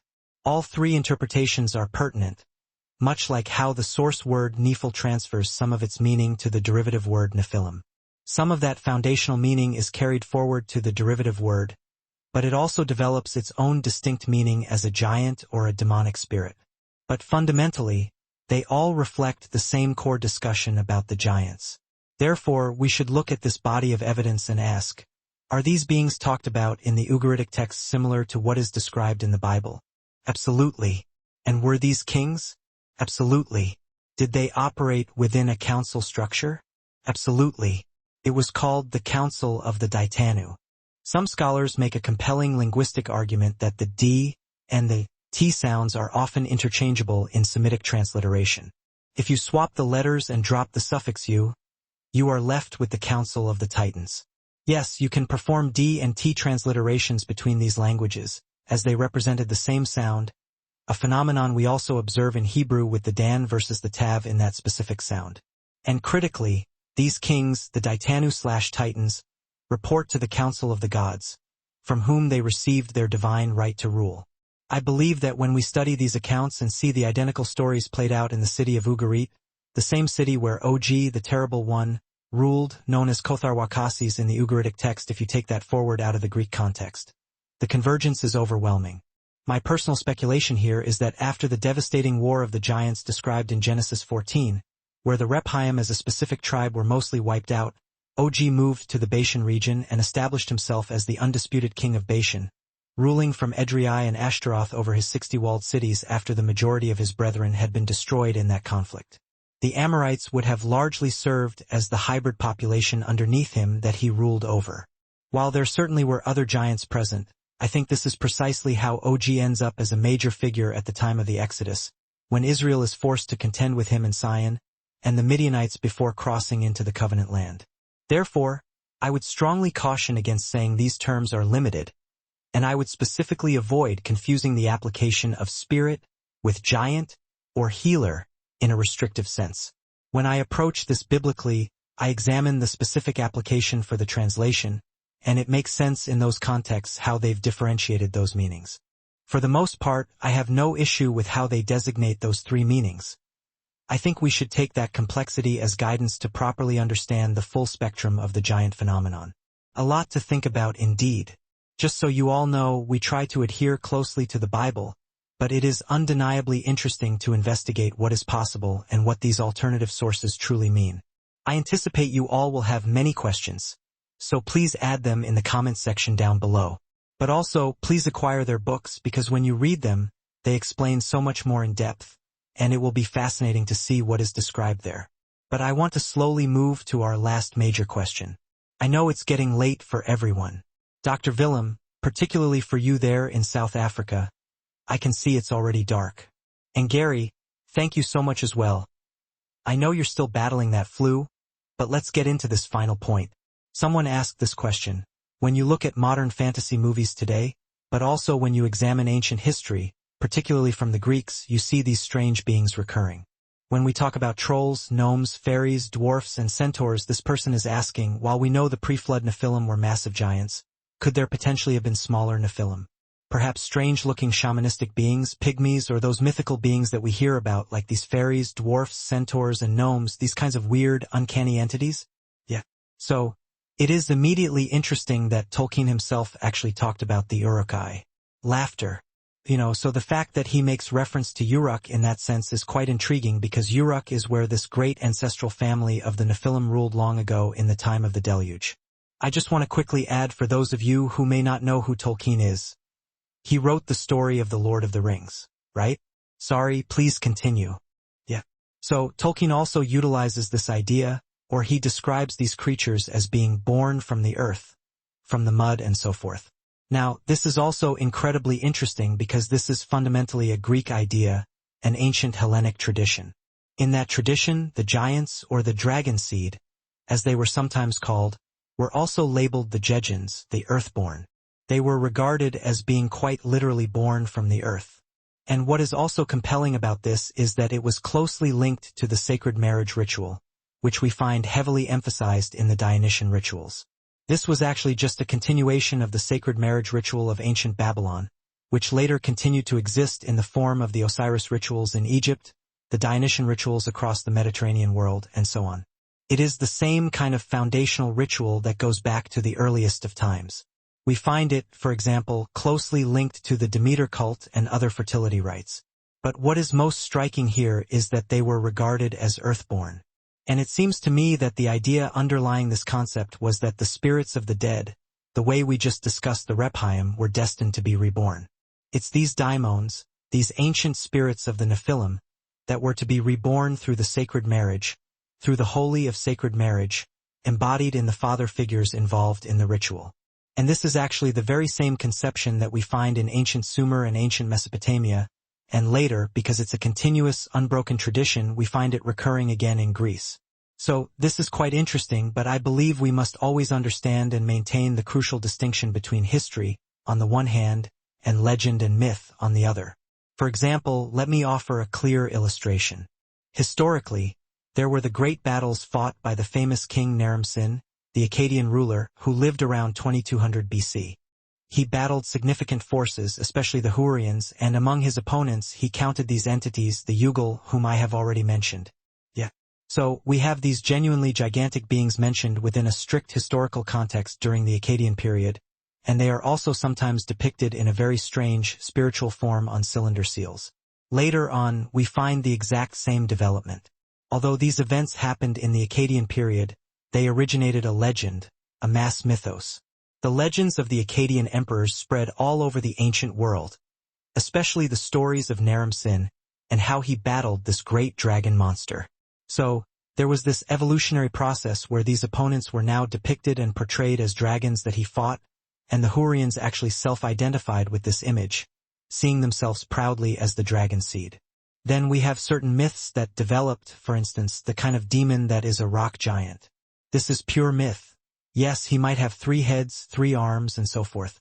So, in these later myths, we have lost the immediate connection with history, but we still retain some kind of vague remembrance of these far more ancient traditions. We should always insist upon this distinction. When we turn to Tolkien, what he is essentially doing is creating fiction, but what he is also doing, in a sense, is writing a derived mythos which he built upon earlier European mythologies, but also, as I've mentioned, Greek sources and others. This lineage, in my view, traces back to historical giants. So, I believe we must be extremely cautious not to overread the mythos and the myths associated with the Nephilim from the ancient times, and obviously, when it's modern fiction, it is just fiction. But it is still very much something to enjoy. However, I think it gives a wrong perspective because it creates the persistent idea that this is what the Nephilim and the Nephilim bloodlines physically look like now. In our current dispensation, in our modern era, they are not like that. Those individuals who are descendants of these ancient lines, and in my 3 volumes, I meticulously trace them throughout history, they are not so easily distinguishable. They look exactly like us. So, this pervasive mythical image gives the wrong impression. It creates the expectation that this is what we should be looking for, and I think that can be dangerous because it is completely removed from modern reality. That is why we must make this distinction so clear. That is exceptionally insightful. I know there are also people who discuss other sources that talk about how these fallen angels also, did their things with beasts, with animals, and then we have these strange chimera-like beasts coming forth and those kinds of things. But Gary, perhaps you want to chime in and add a little bit to that and also just respond to or augment what Willem has said. I think when we have master storytellers such as J.R.R.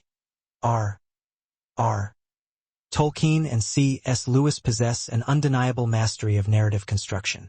Their unique and highly effective style is often characterized as mythopoetic, which is essentially a revival of ancient storytelling techniques, a tradition passed down through millennia of oral history and epic poetry. They weren't just writing modern fantasy.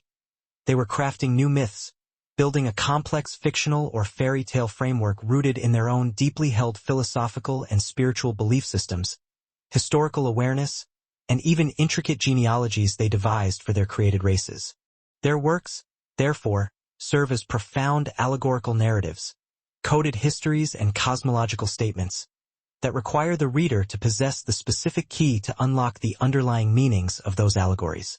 Without understanding the fundamental worldview from which they operated, the deeper truths embedded within their narratives remain obscured. Consider, for instance, the fascinating conclusion of The Lord of the Rings, the departure scene at the Grey Havens at the end of the Third Age, where various non-human beings board a vessel bound for the West. Tolkien himself indicated that the powerful imagery being presented here was an echo of a great cataclysmic flood, a demarcation point signaling the end of one era and the absolute transition to the Age of Men, the Fourth Age. While I am certainly not claiming Tolkien intended this as a literal, factual transcription of ancient history, it undeniably contains profound historical truths and spiritual reflections, presented through a much more complex and sophisticated lens than some of the simpler accounts we find elsewhere. This complexity is often a byproduct of the successive refinements and additions applied to these foundational narratives as their genre evolved. Within this narrative framework, we encounter numerous minor or little beings, frequently referred to as elves or fairies. However, attention must be paid to the depiction of the noble elf, often stylized as the white elf. This white elf archetype is distinct within the broader mythological understanding of the Fae or elf mythos. The white elves, in many traditions, are actually tied to the ancient, powerful fairy folk, specifically the Tuatha Dé Danann. Critically, in their originating mythologies, the Tuatha Dé were not diminutive sprites. They were perceived as heroic figures, gods, or even giants, before later traditions reduced them to the status of mere sprites or the hidden people. We are exploring how these differing traditions conceptualize these specific entities. These elementals are typically segmented into three primary classifications. First, there are the mischievous entities prominent in certain belief systems, such as leprechauns, brownies, and pixies, a chaotic mix of playful and trickster spirits. Second, we find the more grotesque or brutish forms, encompassing creatures like trolls, goblins, and dwarves. And third, there are the more aesthetically pleasing or benign beings, often romanticized in later literature, such as certain depictions of sprites, or the companions of figures like Peter Pan and Tinkerbell. Crucially, a fourth classification exists which is deeply rooted in elemental religion and philosophy. These beings, often referred to as elementals, are associated with the fundamental forces of the physical world: earth, fire, wind, and water. The fourth group mentioned here, distinct from the others, is often symbolized by the salamander, frequently depicted as a reptilian or fiery entity. In this specific mythological framework, these elementals of the fourth group are often described as being larger than humans, truly formidable beings. It is fascinating how Tolkien manages to overlay a distinctly Norse elemental and fairy allegory onto his narrative, standing in contrast to the more conventional Celtic traditions prevalent in Irish, Welsh, or Breton lore. What is truly compelling, however, is the undeniable global consistency of this mythos. Regardless of where one examines these traditions, across continents, oceans, and distinct cultures, the description of the little ones almost always falls into these identical three structural groupings within the foundational polytheistic religious systems. This suggests an inexplicably synchronized global religion, one that has never been historically accounted for in conventional studies, varying only in the vernacular names assigned to the pantheon of gods and associated beings. If we examine this phenomenon, for example, among the First Nations cultures here in North America, a crucial consideration for our immediate audience, we discover the exact same tripartite classifications. These indigenous histories frequently link these elemental groupings directly to giants and to mythologies concerning beings dwelling within caves.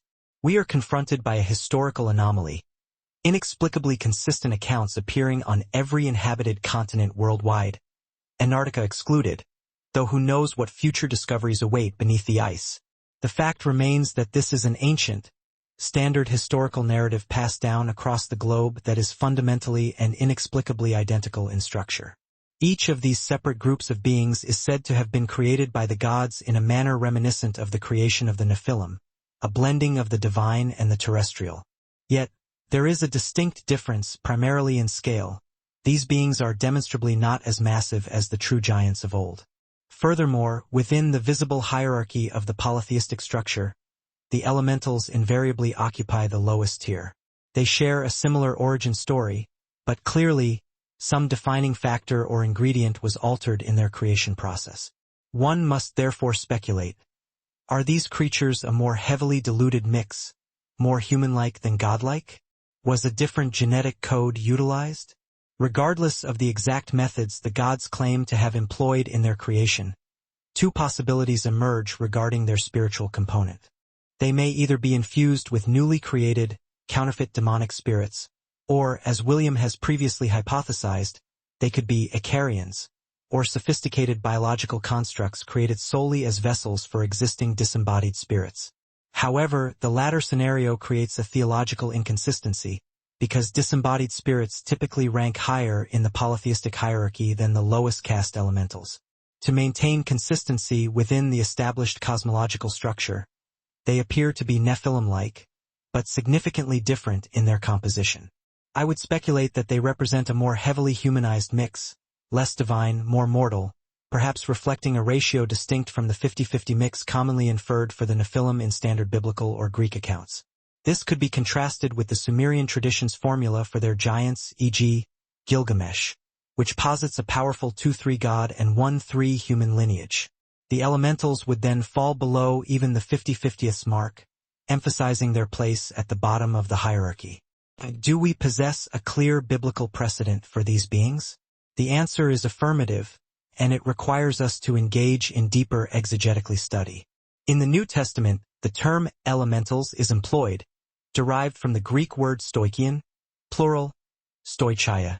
While stoichion is often translated simply as the basic elements of the world in various English passages, referring to the raw physical components of creation, its translation differs critically in the books of Colossians and Galatians. Specifically, in Colossians, the term is rendered as rudiments or basic principles, and in Galatians, it reverts to elementals or elements of the world. In these specific contexts, however, the text refers not to inert physical matter but to powerful spiritual forces or authorities, forces described as those that actively enslave humanity within this present physical realm. Inanimate objects simply do not possess the capacity to enslave the human spirit. Therefore, we must be talking about intelligent beings. Furthermore, we encounter a truly unusual passage in the Old Testament, specifically in the book of Ezekiel, likely chapter 26, which references the Gammadim. These entities are depicted fighting within the towers of Tyre during the siege led by Nebuchadnezzar. The term Gammadim employs the plural suffix ***, which, like seraphim, serpent ones, or Nephilim, giant ones, denotes a class or family of beings, often used to denote a dynastic or bloodline connection across multiple ancient languages. Now, the singular root word is gammad, which literally translates to a cubit, the standard cubit being approximately 18 inches. Even using the royal cubit of 21 inches, these are beings of extremely small stature. They are, quite literally, the cubit ones, defined by their physical dimension. So, yes, the biblical narrative incorporates descriptions of extremely small people. Ultimately, my main focus returns to the elementals of the New Testament and how they fit into the global polytheistic framework. The ruling royal and elite classes actively promote a system of religious polytheism that imposes a visible four-class system upon the world. This visible hierarchy, which governs societal structures today, ultimately reports back to the invisible powers, the Council of the Gods. This is not a concept to be lightly dismissed. Understanding this structure is essential if we wish to grasp the complete cosmological worldview through which the polytheists currently perceive and govern the operation of this world. That is a profoundly interesting perspective. We absolutely must continue to examine these mythological accounts through the precise lens of Scripture to determine what the Bible truly says about them. I can share a personal note. I was raised in a Christian environment, but I did not fully commit my life to Christ until my early 20s. Jesus explicitly warned that the culmination of time would parallel the days of Noah and Lot. We understand that before the flood, fallen angels descended, resulting in the creation of the Nephilim, which necessitated divine intervention via the deluge. However, we also know that the same phenomenon began to recur after the flood. This second wave was not met with another global flood, but rather with a profound disruption at the Tower of Babel. The Bible provides surprisingly sparse details about this event, yet it opens up an extensive discussion regarding the role the Nephilim played in early post-flood kingdoms, and the persistent modern belief, especially within various secret societies, that they are direct descendants of this Nephilim bloodline. This lineage claim is immensely important to understanding current power structures. We must explore the deeper implications of what truly occurred at the Tower of Babel and why those ancient events hold profound relevance today. Is the Tower of Babel a topic you gentlemen would be keen to tackle next? The Tower of Babel is perpetually a compelling and rewarding subject for theological inquiry. That sounds like a fascinating conceptual plan. Alright, before we conclude this episode, do either of you have any final thoughts or closing remarks you wish to share with our audience? Yes, and this idea perfectly sets the stage for our discussion on the Babel account. There is a deeply relevant passage in the Old Testament, in Ecclesiastes chapter 1, that directly ties into the chronological context Jesus gave us regarding the days of Noah and the fig tree generation for the end times. Ecclesiastes states succinctly, "Nothing is new under the sun. What has been will be again." This is a foundational concept of biblical prophecy. And as the text further suggests, understanding the full depth of these repeating cycles may bring a degree of spiritual grief or sorrow, but we must still understand it. If we truly want to comprehend the nature and mechanism of the end times, we are obligated to meticulously revisit what has already occurred. Exactly. We need to internalize that concept. Nothing is new under the sun. To grasp the future, we must look again at the past. Precisely. The challenge is that these ancient events are often merely repackaged and presented in modern guise, making it difficult to discern the parallels. We must cultivate the wisdom necessary to spot these historical similarities. William, do you have anything you would like to add? Yes.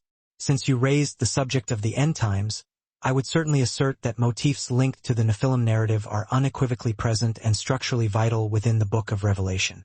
I explore this in substantial detail within the third volume of my work, but it remains a highly relevant topic, both for our immediate present and for the times that are rapidly approaching. I completely agree. That promises to be an extremely important discussion. We've touched upon the appearance of the fallen angels and the Nephilim, but Revelation also provides an incredibly specific visual description, witnessed by John, concerning the appearance of those very angels that Christ bound up in the abyss, the pit, when they are finally released during the Great Tribulation. If you wish to understand the terrifying imagery associated with these released demonic entities in the final days, I encourage you to click and watch this video right here. Thank you so much, Gary. Thank you, William. I look forward to seeing you all in the next video. Goodbye, everyone.